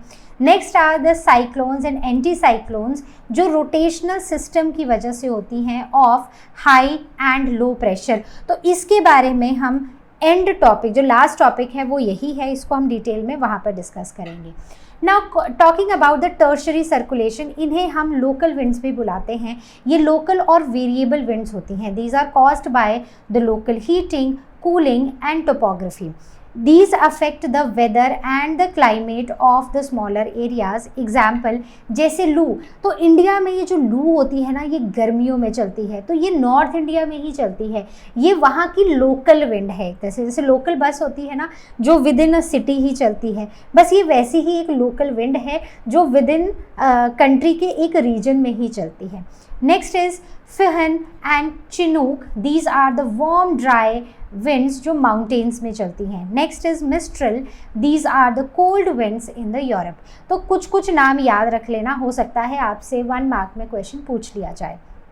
अब अ क्विक रीकैप, जहाँ पर हम तीनों सर्कुलेशन टाइप्स को डिस्कस करेंगे। So that is PST, primary secondary tertiary. Primary are global, secondary are regional and tertiary are local.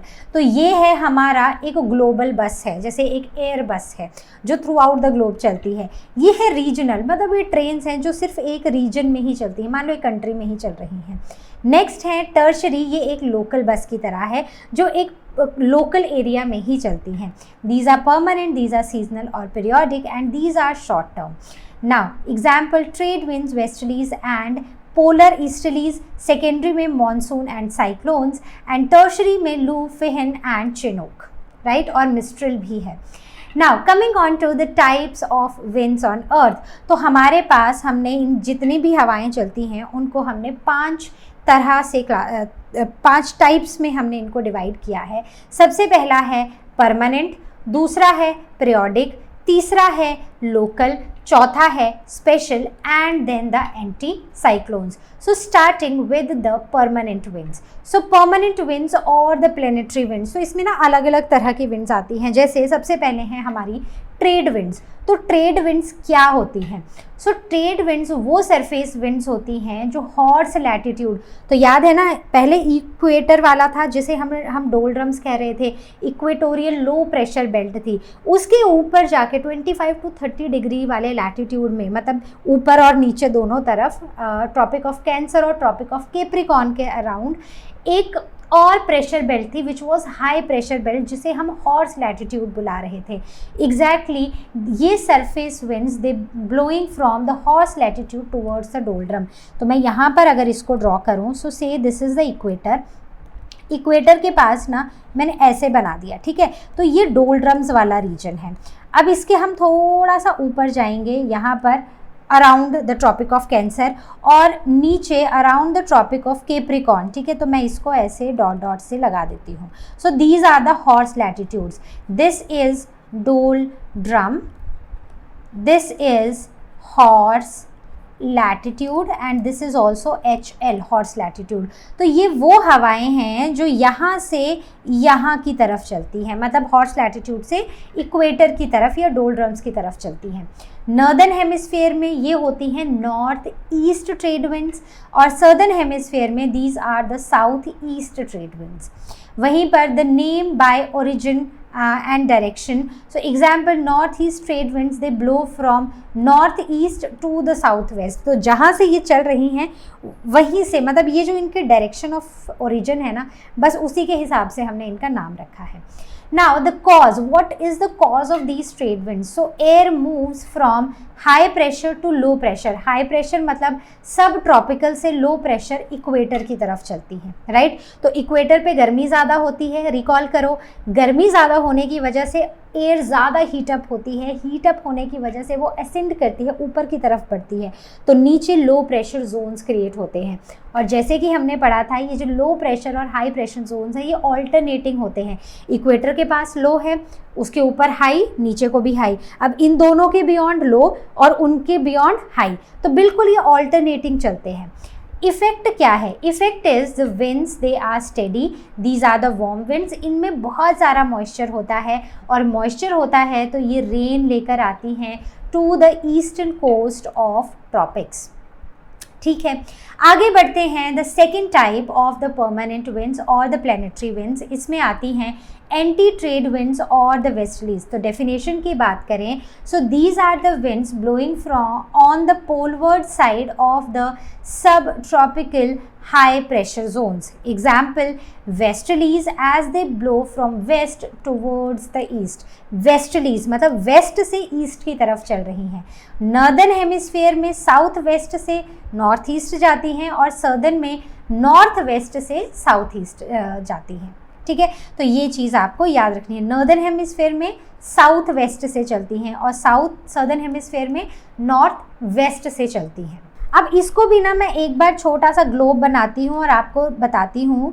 जैसे हमने बात की थी कि ये है इक्वेटर वाला जोन, यहाँ पर है वो इक्वेटोरियल लो प्रेशर बेल्ट. इसके ऊपर जब हम ट्रॉपिक ऑफ कैंसर और ट्रॉपिक ऑफ कैप्रिकॉर्न की तरफ आते हैं तो ये वाले हैं हाई प्रेशर जोन, जिन्हें हम हॉर्स लैटिट्यूड्स भी बुलाते हैं. सो अब इसके और ऊपर हम जाते हैं और इस तरफ हम और नीचे जाते हैं, तो यहाँ पर अब हमें ऑल्टरनेट, तो पहले लो थी, हाई थी, अब फिर से लो प्रेशर जोन्स आएंगी. सो दीज आर सब tropical high pressure zones, right, sorry low pressure zones. यहाँ पर सब polar, sorry not tropical, but these are the सब पोलर लो प्रेशर जोन्स. ठीक है, सिमिलरली ये और ये वाले कौन से हैं? दीज आर सब ट्रॉपिकल हाई प्रेशर जोन्स. तो अब ये यहाँ से ऊपर की तरफ चलेंगे और यहाँ से नीचे की तरफ को, तो मतलब अब हॉर्स लैटिट्यूड से ये सब पोलर बेल्ट्स की तरफ को मूव करती हैं. These are the anti trade winds और द वेस्टर्लीज. ठीक हो गया. कई बार हम इस रीजन को ना वेस्टर्लीज बेल्ट भी बुलाते हैं. क्लियर है अभी तक? कहीं पर कोई डाउट तो पूछ लेना. Now the region is from 30 degree to 60 degree latitude in both the hemisphere. और सीजनल नोट की हम बात करें, so these move from south in winter and north in summer due to the pressure belt के shift की वजह से. ठीक है, तो सदर्न हेमिस्फीयर में वेस्टर्लीज जो है उनको काफ़ी कम लैंड बैरियर्स देखने को मिलते हैं, तो वो काफ़ी स्मूथली फ्लो करती हैं. तो हम इन्हें यहाँ पर रोरिंग 40s भी बुलाते हैं, क्योंकि ऑलमोस्ट 40s में ये हैं, या फिर फ्यूरियस 40s भी बुलाते हैं, राइट. और स्क्रीमिंग एक और नाम भी है, स्क्रीमिंग 60s भी बुलाते हैं. तो सदर्न हेमिस्फीयर में इनका नाम ये तीन भी हो सकते हैं. तो अगर आपसे पूछे जाए रोरिंग 40s कहाँ है, तो सदर्न हेमिस्फीयर में ये नाम है. अब आगे बढ़ते हैं. Now we will be talking about the polar easterlies. So it is between 75 to 90 degree latitude north and south. ठीक है, तो मतलब अब हम सब पोलर से पोलर रीजन के बीच की बात कर रहे हैं. अब एयर का मूवमेंट ना अब इसी बीच में होगा. So the direction is from east to west and this is deflected by the Coriolis force. Nature कैसी होंगी? अब आप मुझे बताओ, हमने पढ़ा था ये ग्लोब है, ये वाला रीजन है लो प्रेशर वाला, इक्वेटर वाला. ठीक है, इसके ऊपर मैं एक ही साइड का ड्रॉ कर ली हूँ, ऑपोजिट साइड का आप खुद समझ लेना. सो this is high pressure zone, this is low pressure, sorry this is low pressure zone, this is high pressure zone, this is again low pressure zone, और ये ऊपर वाला हाई प्रेशर जोन है. अब आप मुझे बताओ कि पोलर ईस्टर्लीज कहाँ से कहाँ को चलेंगी? क्या ये पोल्स से मतलब पोलर बेल्ट से सब पोलर की तरफ चलेंगी या सब पोलर से पोलर की तरफ चलेंगी? ज़रा सोच के बताना। नेचर कैसा होता है? पोलर रीजन है तो कोल्ड विंड्स होंगी, ड्राई होंगी और इरेगुलर विंड्स होंगी blowing from the polar highs towards the सब पोलर। देखो जब भी हवा चलेगी, ये बात ना एक दिमाग में ऐसे एकदम पक्की फिक्स कर लो, जब भी हवा मूव होगी वो हाई प्रेशर से लो प्रेशर की तरफ ही आएगी। जहाँ पर प्रेशर ज़्यादा होगा वहाँ से लो प्रेशर की तरफ आएंगी। तो पोल्स पे क्योंकि हवा कोल्ड है, भारी है, डेंसर है, तो वहाँ पर हाई प्रेशर जोन है, तो वहाँ से ये लो प्रेशर जोन यानी कि सब पोलर की तरफ मूव करेंगी। नॉर्दर्न हेमिस्फीयर में नॉर्थ ईस्ट से साउथ वेस्ट जाती हैं और सदर्न हेमिस्फीयर में साउथ ईस्ट से नॉर्थ वेस्ट जाती हैं। ये कुछ चीज़ें हैं जिनको थोड़ा सा समझ लेना। अब बात करते हैं द टाइप्स ऑफ विंड्स में। सबसे पहले परमानेंट विंड्स। तो permanent winds blow regularly in the same direction through out the year. Global pressure belt इनके रीजंस है और साथ ही साथ अर्थ की रोटेशन की वजह से। ये आपके लिए एक बहुत ही अच्छे क्विक रिकैप्स हैं। Example trade winds, westerlies, polar easterlies, right. Periodic winds ये सीज़न के हिसाब से चेंज होती हैं। लोकल टेम्परेचर और प्रेशर चेंजेस देखने को मिलते हैं। यहाँ पर लैंड और सी ब्रीज और मॉनसून विंड्स होते हैं, करेक्ट। अब बात करते हैं हम सीजनल शिफ्ट्स की। तो अर्थ मूव कर रही है अराउंड द सन और ये ना एक एक्सिस पे टिल्टेड है, मतलब 23.5 पे ना एक्सिस पे ये टिल्टेड है हमारी अर्थ, ठीक है। एक तो ये प्रॉपर गोल नहीं है, एक तो ये कैसी है, ऐसे एकदम ऐसे बीच से मोटी है और पोल से वो फ्लैटेंड है। तो 23.5 डिग्री पे ये टिल्टेड है। तो सन की जो एपरेंट मूवमेंट है नॉर्थ और साउथ में, it causes the pressure belts to shift seasonally. तो कभी नॉर्दर्न हेमिस्फीयर टुवर्ड्स सन होता है, कभी southern hemisphere towards the sun होता है और इसी वजह से ये प्रेशर बेल्ट्स बनती हैं, सीजनल प्रेशर बेल्ट्स बनती हैं। अब समरी टाइमलाइन की अगर हम बात करें, ये भी बड़ा इंपॉर्टेंट है, आपने ये ऑलरेडी पढ़ा है सॉल्स्टिस के बारे में। तो 21st of June which is summer solstice, it is when the sun is over the tropic of cancer, मतलब नॉर्दर्न हेमिस्फीयर में, तो बेल्ट्स शिफ्ट नॉर्थवर्ड्स, ठीक है।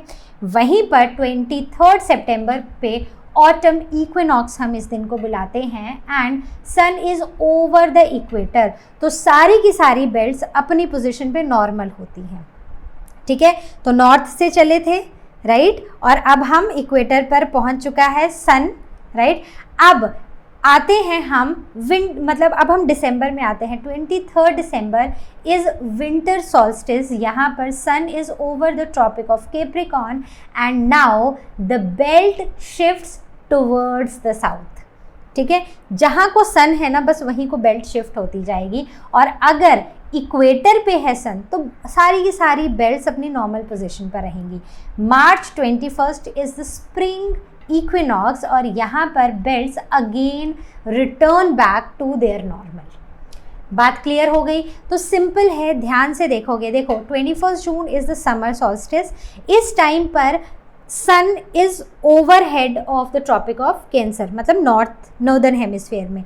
तो इस टाइम बेल्ट्स जो हैं वो नॉर्थवर्ड शिफ्ट हो जाती हैं। अब टाइम बढ़ता जाता है, अब हम सितंबर 23 में पहुंच जाते हैं। यहाँ पर आता है ऑटम इक्विनॉक्स। सन इक्वेटर के ऊपर होता है और सारी की सारी बेल्ट्स अपना नॉर्मल बिहेव करती हैं। आगे बढ़ते हैं, दिसंबर 23 में पहुंच जाते हैं। This is called as the winter solstice. और अब हमारा सन ट्रॉपिक ऑफ कैप्रिकॉर्न के ऊपर है। सारी की सारी बेल्ट्स साउथ की तरफ को शिफ्ट हो जाती हैं। ट्रॉपिक ऑफ कैप्रिकॉर्न कहाँ है? साउथ में है, तो सारी की सारी बेल्ट्स साउथ की तरफ को शिफ्ट हो गई। अब बात करते हैं, अब हम पहुंच गए मार्च 21 में। This is called as the spring equinox and now the belts again return back to the normal. बात क्लियर हो गई? तो एक कहानी समझ लो और बस पढ़ लो इसको।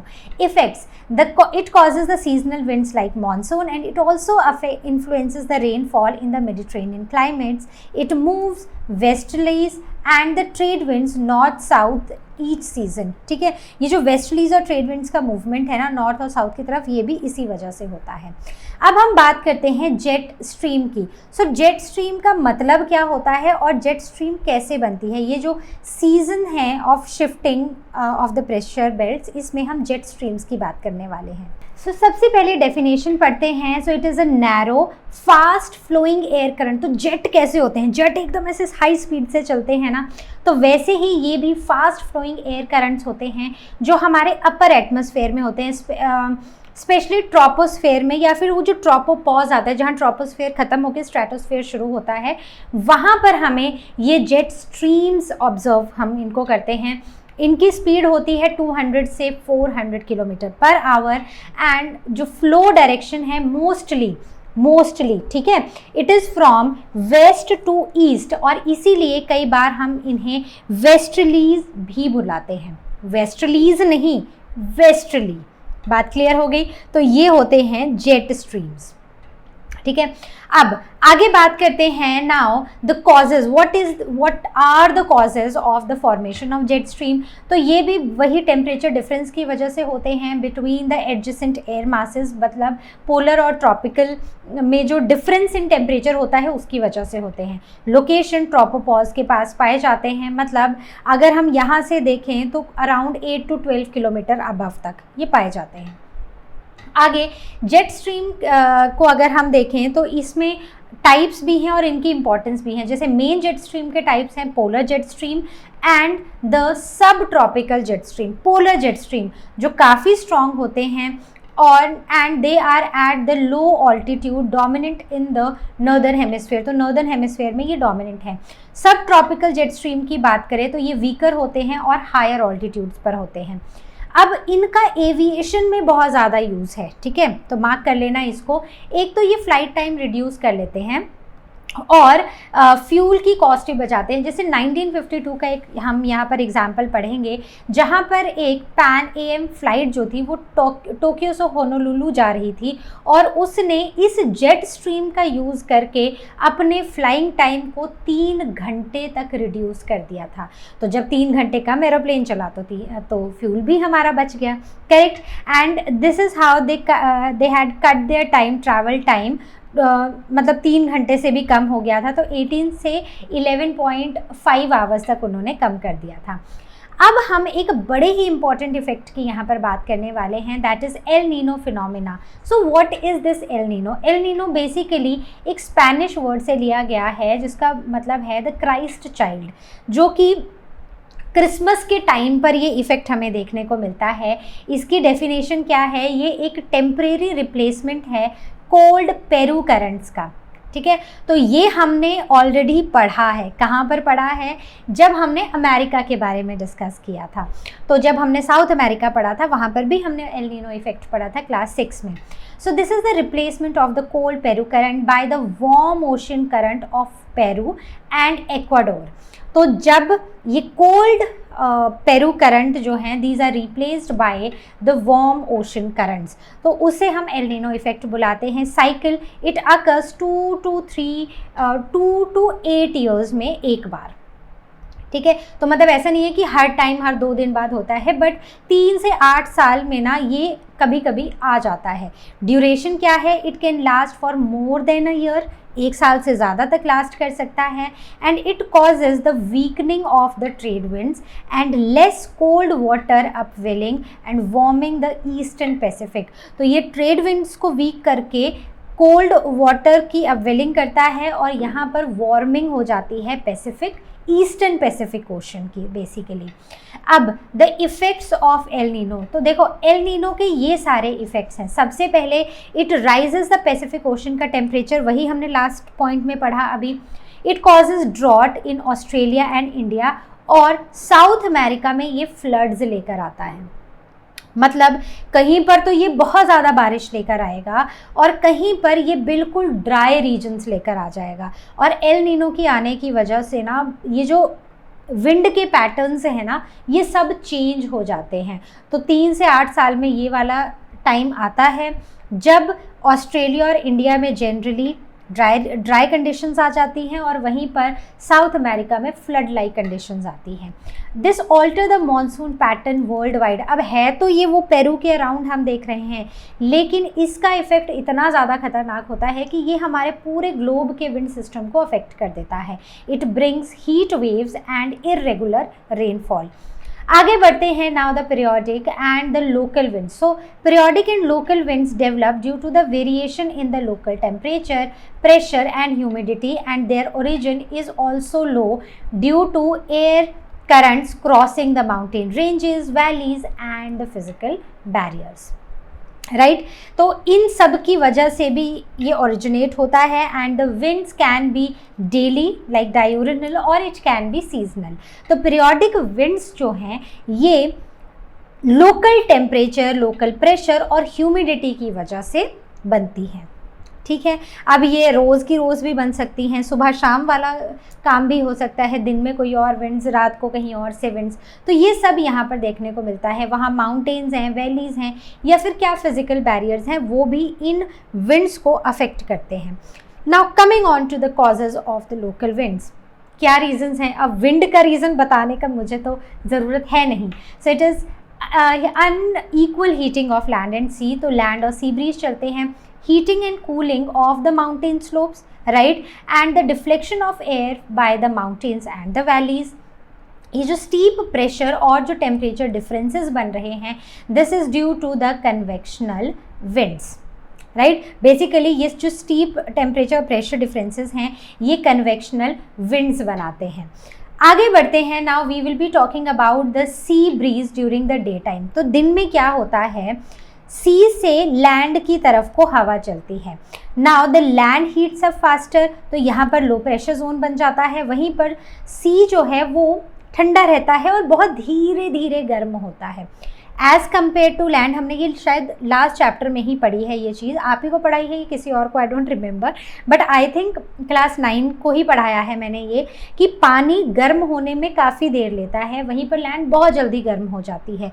तो दिन में लैंड जल्दी गर्म हो रही है तो लो प्रेशर क्रिएट हो रहा है, वहीं पर सी के ऊपर हाई प्रेशर जोन होते हैं तो हवा सी से लैंड की तरफ चलती है और इसे हम सी ब्रीज बुलाते हैं। देखो जब हम वेस्टलीज ईस्टलीज पढ़ रहे थे तो हमने क्या देखा कि जहाँ से हवा चल रही है, अगर वेस्ट से ईस्ट की तरफ को चल रही है तो हम उसे वेस्टलीज बुला रहे हैं, ईस्ट से वेस्ट की तरफ को चल रही है तो हम उसे ईस्टली बुला रहे हैं। इन द सेम वे अगर हवा सी से लैंड की तरफ को चल रही है तो वो सी ब्रीज है, अगर लैंड से सी की तरफ को चल रही है तो वो लैंड ब्रीज है। सीधी सी बात है, राइट। सो यहाँ पर हाई प्रेशर होता है पानी के ऊपर, तो air from sea towards the land, तो एयर सी से लैंड की तरफ को चलती है। अब इसका इफेक्ट क्या होता है, ये ठंडी और मॉइस्ट हवा लेकर आता है and this gives relief from the day time heat and it occurs most intensely afternoon में, स्पेशली ये जो ट्रॉपिकल एरियाज हैं वहाँ पर। अब लैंड ब्रीज की बात करते हैं जो नाइट के टाइम में या रात के टाइम पर होती है। तो यहाँ पर क्या होता है कि this occurs during the night due to differential cooling. अब जितनी जल्दी लैंड गर्म होती है ना उतनी ही जल्दी लैंड ठंडी भी हो जाती है। जितनी स्लोली पानी गर्म होता है या सी गर्म होता है उतना ही स्लोली वो ठंडा होता है। तो अब प्रेशर डिफरेंस हुआ कि नहीं हुआ, लैंड जल्दी ठंडी हो गई तो यहाँ पर प्रेशर बढ़ गया, सी धीरे धीरे ठंडा हो रहा है, यहाँ अभी भी गर्म है तो इसलिए यहाँ पर प्रेशर लो है। तो अब लैंड से सी की तरफ को हवा चलना शुरू हो जाएगी। सो लैंड कूल्स फास्टर तो high pressure over the land, sea stays warmer तो low pressure over the sea, correct. So air blows from land towards the sea, और अगेन ये ट्रॉपिकल और टेम्परेट कोस्ट में काफ़ी ज़्यादा कॉमन देखा गया है। This brings clear and calm nights and helps fishing boats sail safely. Clear हो गया, आगे बढ़ते हैं। नाउ द मॉनसून विंड्स और the giant periodic system. Now the monsoon, monsoon मौसम वर्ड है एक, जो अरबिक वर्ड है उससे लिया गया है, जिसका मतलब है सीजन। तो ये जो लार्ज स्केल सीजनल विंड्स होती हैं reversing direction with the change in the season, तो जैसे जैसे सीजन बदलता जाता है ना, ये अपनी डायरेक्शन को भी बदलती जाती हैं, ये होती हैं हमारी monsoon winds. These are caused by differential heating of land and sea on the continental scale and these are common in South and Southeast Asia and North Australia and East Africa। इसके दो types हैं, south monsoon and summer monsoon and the winter monsoon. तो एक सवाल पूछूं, summer monsoon या winter monsoon, तो India में इनमें से कौन सा मॉनसून होता है? सोच के बताना मुझे, बड़ा ही सिंपल है। उस टाइम गर्मी होती है, ठंडी होती है, ये सोच लेना तो आपको आंसर मिल जाएगा। कहीं पर कोई भी डाउट होगा, ask it on ask question section और you can book your class with learn hub Swayam. अब बात करते हैं समर मॉनसून का। तो सीज़न क्या होता है? जून से सितंबर तक। अब हम ये नॉर्दर्न हेमिस्फीयर में बात कर रहे हैं। लैंड जैसे कि एशिया की, इट हीट्स अप फास्टर और यहाँ पर लो प्रेशर एरियाज डेवलप हो जाते हैं, स्पेशली जो इंटीरियर रीजन्स हैं, जो हमारे नॉर्दर्न रीजन्स हैं। तो ओशन ठंडे होते हैं, तो high pressure over the Indian Ocean देखा जाता है। अब समर मॉनसून के टाइम पे wind blows from sea to the land, बहुत सारा मॉइस्चर लेके आती है, जिसकी वजह से हैवी रेनफॉल होती है and this is known as the south west monsoon. काफ़ी कॉमन है, इंडिया, बांग्लादेश, म्यांमार में receives most rainfall from it. आगे बढ़ते हैं। Now talking about the winter monsoon, so the season is from October to February. तो ये northern hemisphere की बात हो रही है। सदर्न में जाएंगे ना तो चीज़ें रिवर्स हो जाएंगी, क्योंकि वहाँ पर समर, हमारे समर में उनकी विंटर होती है और हमारे विंटर में उनकी समर होती है।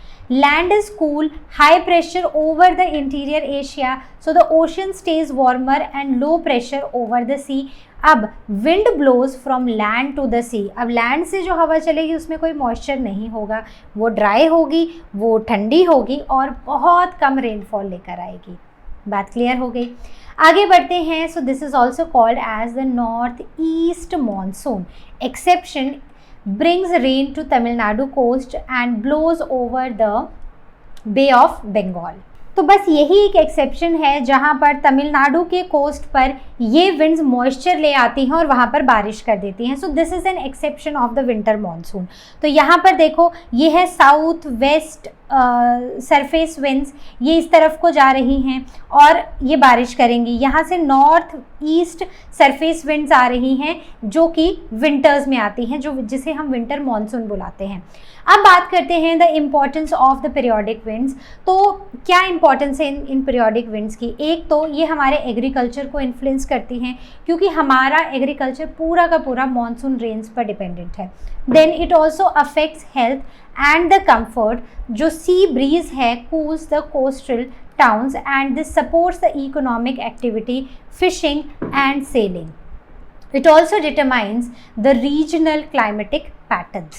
आगे बढ़ते हैं। Now let us talk about all these things। एक क्विक रिकैप में about the periodic winds। So basically हमने local winds की अभी तक यहाँ पर बात की ही नहीं है। अभी तक हम सिर्फ और सिर्फ local winds, periodic winds की बात कर रहे हैं, local की हमने बात नहीं की है, इसके बात करेंगे। सो सी ब्रीज दिन में चलती है, लैंड ब्रीज नाइट में चलती है। समर मॉनसून जून से सितंबर तक होता है और विंटर मॉनसून अक्टूबर से फरवरी तक होता है। Direction sea breeze from sea to land, land breeze land to sea, summer monsoon sea to land and winter monsoon land to सी।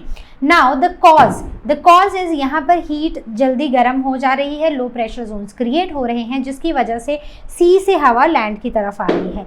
यहाँ पर लैंड जल्दी कूल हो जा रही है, यहाँ पर हाई प्रेशर डेवलप हो रहा है लैंड पे, तो लैंड से सी की तरफ को अब बारिश जाती है या हवा जाती है जो बारिश करती है।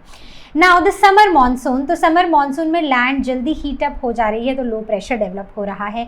विंटर में लैंड जल्दी कूल हो जा रही है, तो ये cools the coast line, this brings calm weather, land breeze ठंडा ठंडा वेदर लेकर आती है।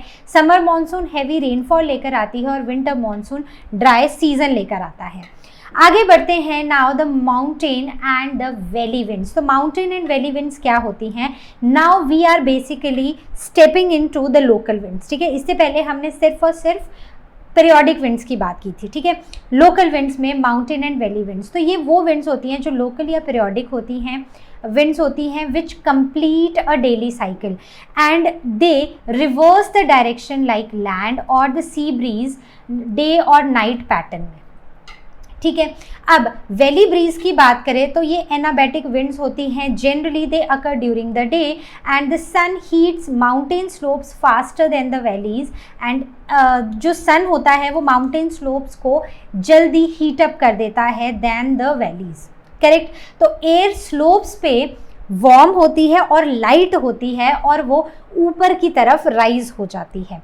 द कूलर एयर है from the valleys it moves upward to replace it, ठीक है। नीचे वैलीज पे जो गर्म हवा होगी वो अब ठंडी हवा होगी, वो अब ऊपर की तरफ जाएगी क्योंकि नीचे हाई प्रेशर जोन है, ऊपर की हवा जल्दी गर्म हो गई, सन ने माउंटेन की स्लोप्स की हवा को गर्म किया, वो गर्म हुई, वो ऊपर चली गई, यहाँ पर लो प्रेशर डेवलप हो गया। नीचे वैलीज में क्या था कि यहाँ पर ठंडी हवा थी, अब ये ऊपर की तरफ माउंटेन स्लोप्स की तरफ मूव होगी।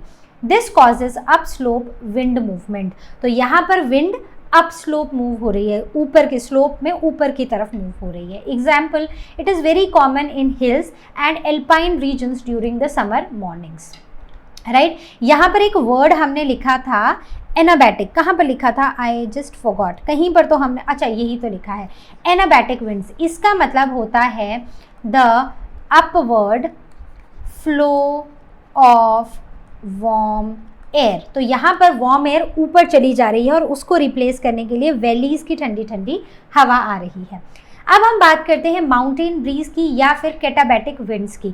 तो कैटाबैटिक विंड्स का मतलब होता है downward flow of cold air, ठीक है। तो यहाँ पर ठंडी हवा नीचे की तरफ आ रही है, ये रात को होता है तो माउंटेन स्लोप्स जल्दी से ठंडी भी हो जाती हैं, जितनी जल्दी गर्म होंगी उतनी जल्दी ठंडी हो जाएंगी।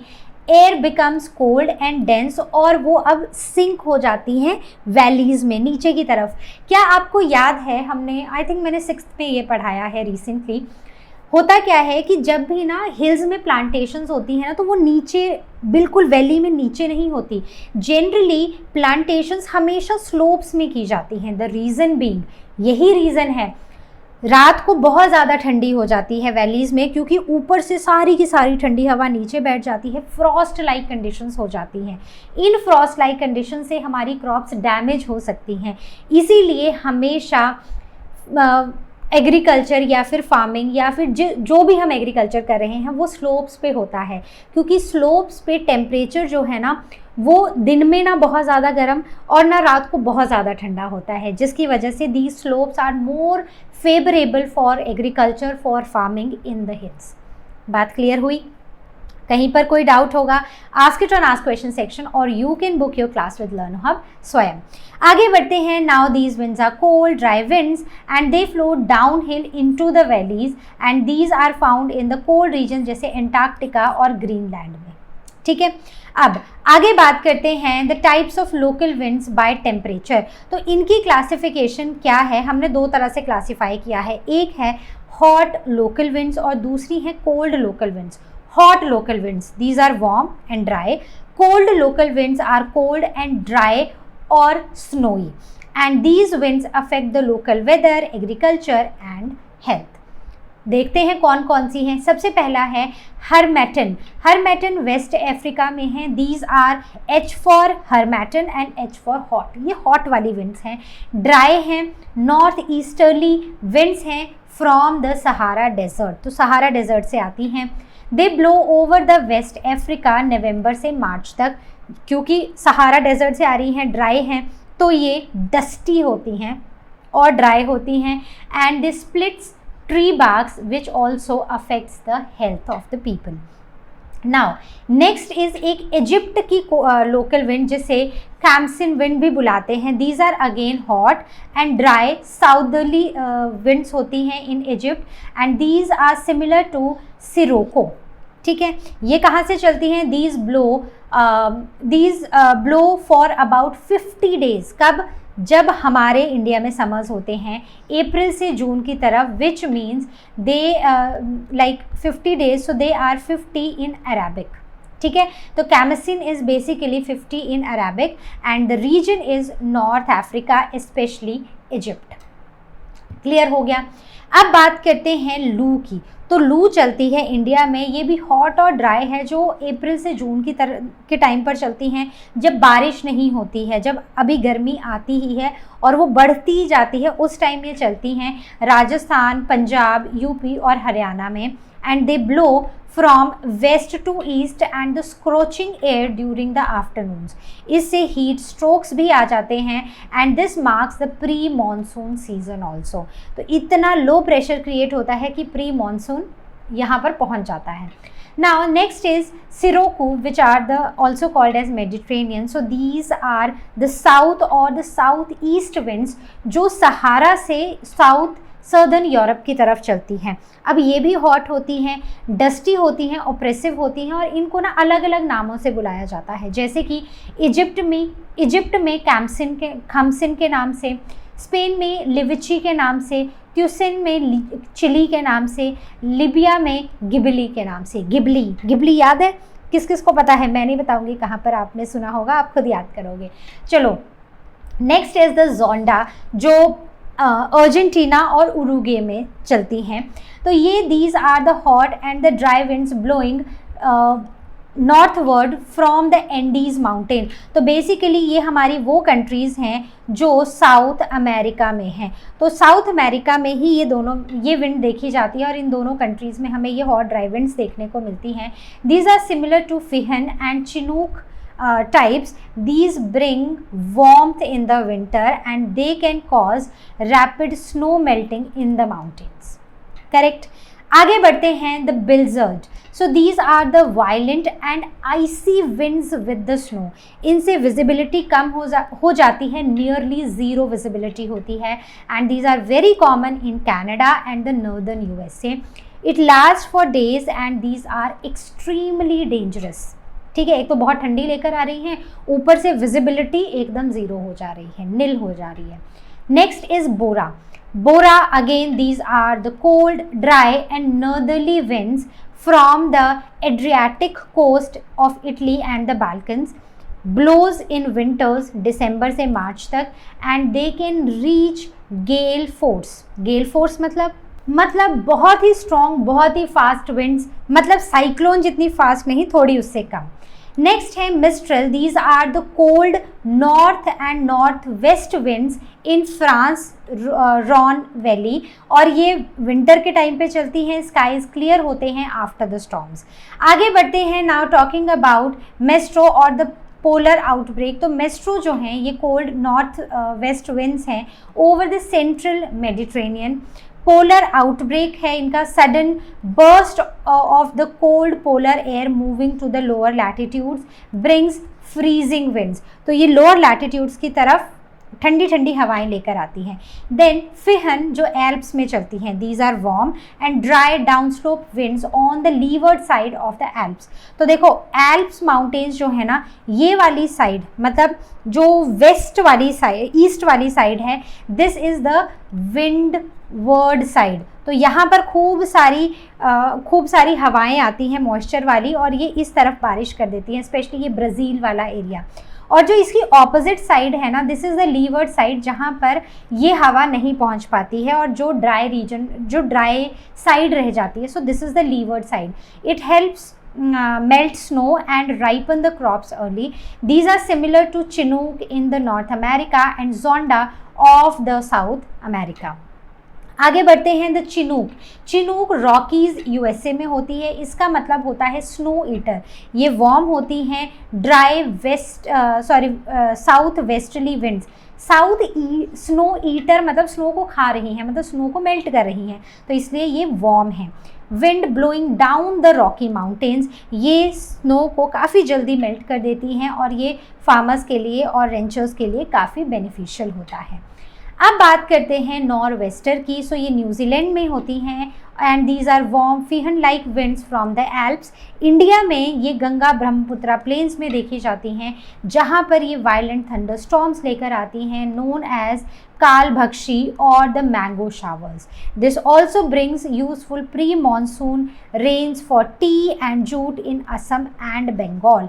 तो इनके बारे में आपको पता होना चाहिए. नाउ द डस्ट डेविल, तो ये मतलब डस्ट लेकर आ रही हैं, इतना हमें समझ आ गया है नाम से. So these are the small world dust in the hot desert like Sahara. ये these are caused by the intense local heating of the ground and these appears as the spinning column of dust rising hundreds of metres high. मतलब एक ऐसे ना dust उड़ रही है काफ़ी high, 100 metre height तक हमें ये उड़ती हुई डस्ट दिखाई देती है, एक स्पिनिंग कॉलम दिखाई देता है. Next is the special winds around the earth. तो यहाँ पर है, सबसे पहले बात करेंगे स्पेशल विंड्स में द जायंट रोटेटिंग स्टॉर्म. ये साइक्लोन्स होते हैं जिनकी intensity these are intense low pressure systems with strong and the rotating winds. Strong और rotating winds होते हैं. Air spills towards the center the eye at a very high speed. Duration few hours or several days. तो मतलब थोड़े से घंटों से काफ़ी दिनों तक ये लास्ट कर सकती हैं. डायरेक्शन नॉर्दर्न से नॉर्दर्न हेमिस्फेयर और सदर्न हेमिस्फेयर में. नॉर्दर्न हेमिस्फेयर में ये एंटी क्लॉकवाइज डायरेक्शन में मूव करती हैं और सदर्न में क्लॉकवाइज डायरेक्शन में मूव करती हैं. And these are caused due to the earth's rotation, that is a Coriolis force which is warm and moist air. ठीक है, अब आते हैं ट्रॉपिकल साइक्लोन्स पे. सो द फॉर्मेशन कंडीशंस क्या हैं? एक तो ये 5 to 20 degree north and south में देखी जाती हैं, मतलब नॉर्थ और साउथ, इक्वेटर के नॉर्थ और साउथ में, और लैटिट्यूड रहेगा 5 से 20 डिग्री तक दोनों ही हेमिस्फेयर्स में. Sea surface temperature is like equal to or more than 27 degree. High humidity, light winds in the upper levels help the cyclones grow. And energy source जो है that is the warm ocean water. Air rise करती है, ocean water warm होता है, उसके ऊपर जो हवा है वो warm है, rise करेगी, कंडेंस होगी और लेटेंट हीट रिलीज करेगी विच स्ट्रेंथन्स द स्टॉर्म. और जो सीजन है it is mostly summers over the tropical oceans. अब यहाँ पर ये रीजन, जैसे साउथ चाइना में इसे टाइफून बुलाते हैं, कैरेबियन सी में इसे ह्यूरिकेन बुलाते हैं, इंडियन ओशन में साइक्लोन बुलाते हैं, नॉर्थ ऑस्ट्रेलिया में विलीज बुलाते हैं, यूएसए में टॉर्नेडो ओवर द लैंड बुलाते हैं. तो हर जगह ना इनका एक स्पेशल नाम है. अब हम बात करते हैं इसके स्ट्रक्चर की, आई मीन ट्रॉपिकल साइक्लोन के स्ट्रक्चर की. शेप सर्कुलर होती है, डायामीटर 150 to 800 किलोमीटर तक होता है, विंड की स्पीड 100 से 150 किलोमीटर पर आवर होती है और sometimes it is even more than 250 kilometre per hour. Eye central calm regions होते हैं 30 to 50 kilometre across, clear sky, descending air and the light winds. Eye walls जो होते हैं these are tall and dense clouds, strong winds और heaviest rainfall यहाँ पर देखने को मिलती है. अब ओरिजिन और मूवमेंट की बात करें तो they are originated due to the heat, due to thermal, due to heat energy from the warm oceans. They move from east to west with the trade winds and they bring the torrential rains, floods and sea surges. This also causes the massive destruction to the coastal regions. Coastal regions में ये cyclones बहुत ज़्यादा destruction करते हैं. Example bay of Bengal का cyclone इन अक्टूबर नवंबर में, तो India और बांग्लादेश में ये काफ़ी ज़्यादा डिस्ट्रक्शन करता है. अब आते हैं टेम्परेट साइक्लोन्स की तरफ. उनके फीचर्स क्या हैं? टेम्परेट साइक्लोन्स ना मिड लैटिट्यूड्स में देखे जाते हैं, जैसे 25 से 65 डिग्री नॉर्थ और साउथ में, and these are common near the सब पोलर लो प्रेशर बेल्ट्स. तो वो जो सब पोलर लो प्रेशर बेल्ट्स हैं ना, वहाँ पर ये काफ़ी कॉमन होते हैं temperate cyclones. They form where the warm westerlies meet the cold polar easterlies. तो इक्वेटर की तरफ से वार्म वेस्टर्लीज आते हैं, पोल्स की तरफ से कोल्ड पोलर ईस्टर्लीज आते हैं. The types, these are the frontal cyclones.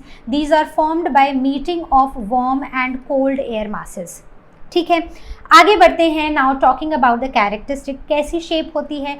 Shape Oval होती है और लार्ज, काफ़ी बड़े बड़े होते हैं as compare to the tropical cyclones. Wind speed moderate होती है, ओरिजिन फ्रंटल होता है और थर्मल नहीं होता है. देन सीजन्स जो हैं फ्रीक्वेंटली ये विंटर्स में ही देखे जाते हैं. Effect sudden change in weather, but as compare to the tropical cyclones इनका डैमेज काफ़ी कम होता है. अब बात करते हैं टॉर्नेडोज़ की, जो ट्विस्टर्स होते हैं. सो ये छोटे होते हैं, काफ़ी वायलेंट स्पर्लिंग स्टॉर्म्स होते हैं जो लैंड के ऊपर चलते हैं. वेरी लो प्रेशर हो इनके अंदर, मतलब काफ़ी लो प्रेशर होता है. ड्यूरेशन फ्यू मिनट्स, लेकिन बहुत ही ज़्यादा डिस्ट्रक्टिव. तो टॉर्नेडोज़ तो बहुत ज़्यादा डिस्ट्रक्टिव होते हैं. Common in Mississippi valley in USA, और वहाँ पर इन्हें ट्विस्टर्स भी बुलाया जाता है. Now, what are their impacts and what are the safety measures? Impacts: floods, destruction to property and the loss of life. Safety tips क्या हैं? कोस्टल एरियाज़ को इवैक्यूएट कर देना जब पता है कि ऐसा कुछ हो सकता है, और किसी भी इलेक्ट्रिकल पोर्ट्स या वाटर सोर्स को अवॉइड करना.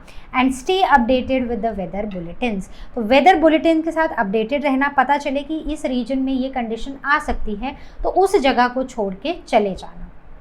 Now, the quick recap is here and this time I leave this quick recap on you. आपको रिविजन के लिए मैंने ये quick recap डाला है. Now we will be talking about the anti-cyclones. तो anti-cyclones साइक्लोन के ऑपोजिट होते हैं, सिंपल सी बात है.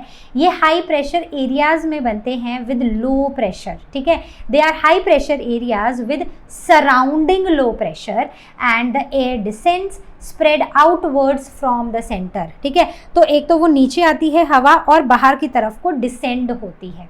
Associated with clear skies, dry weather and the stable air.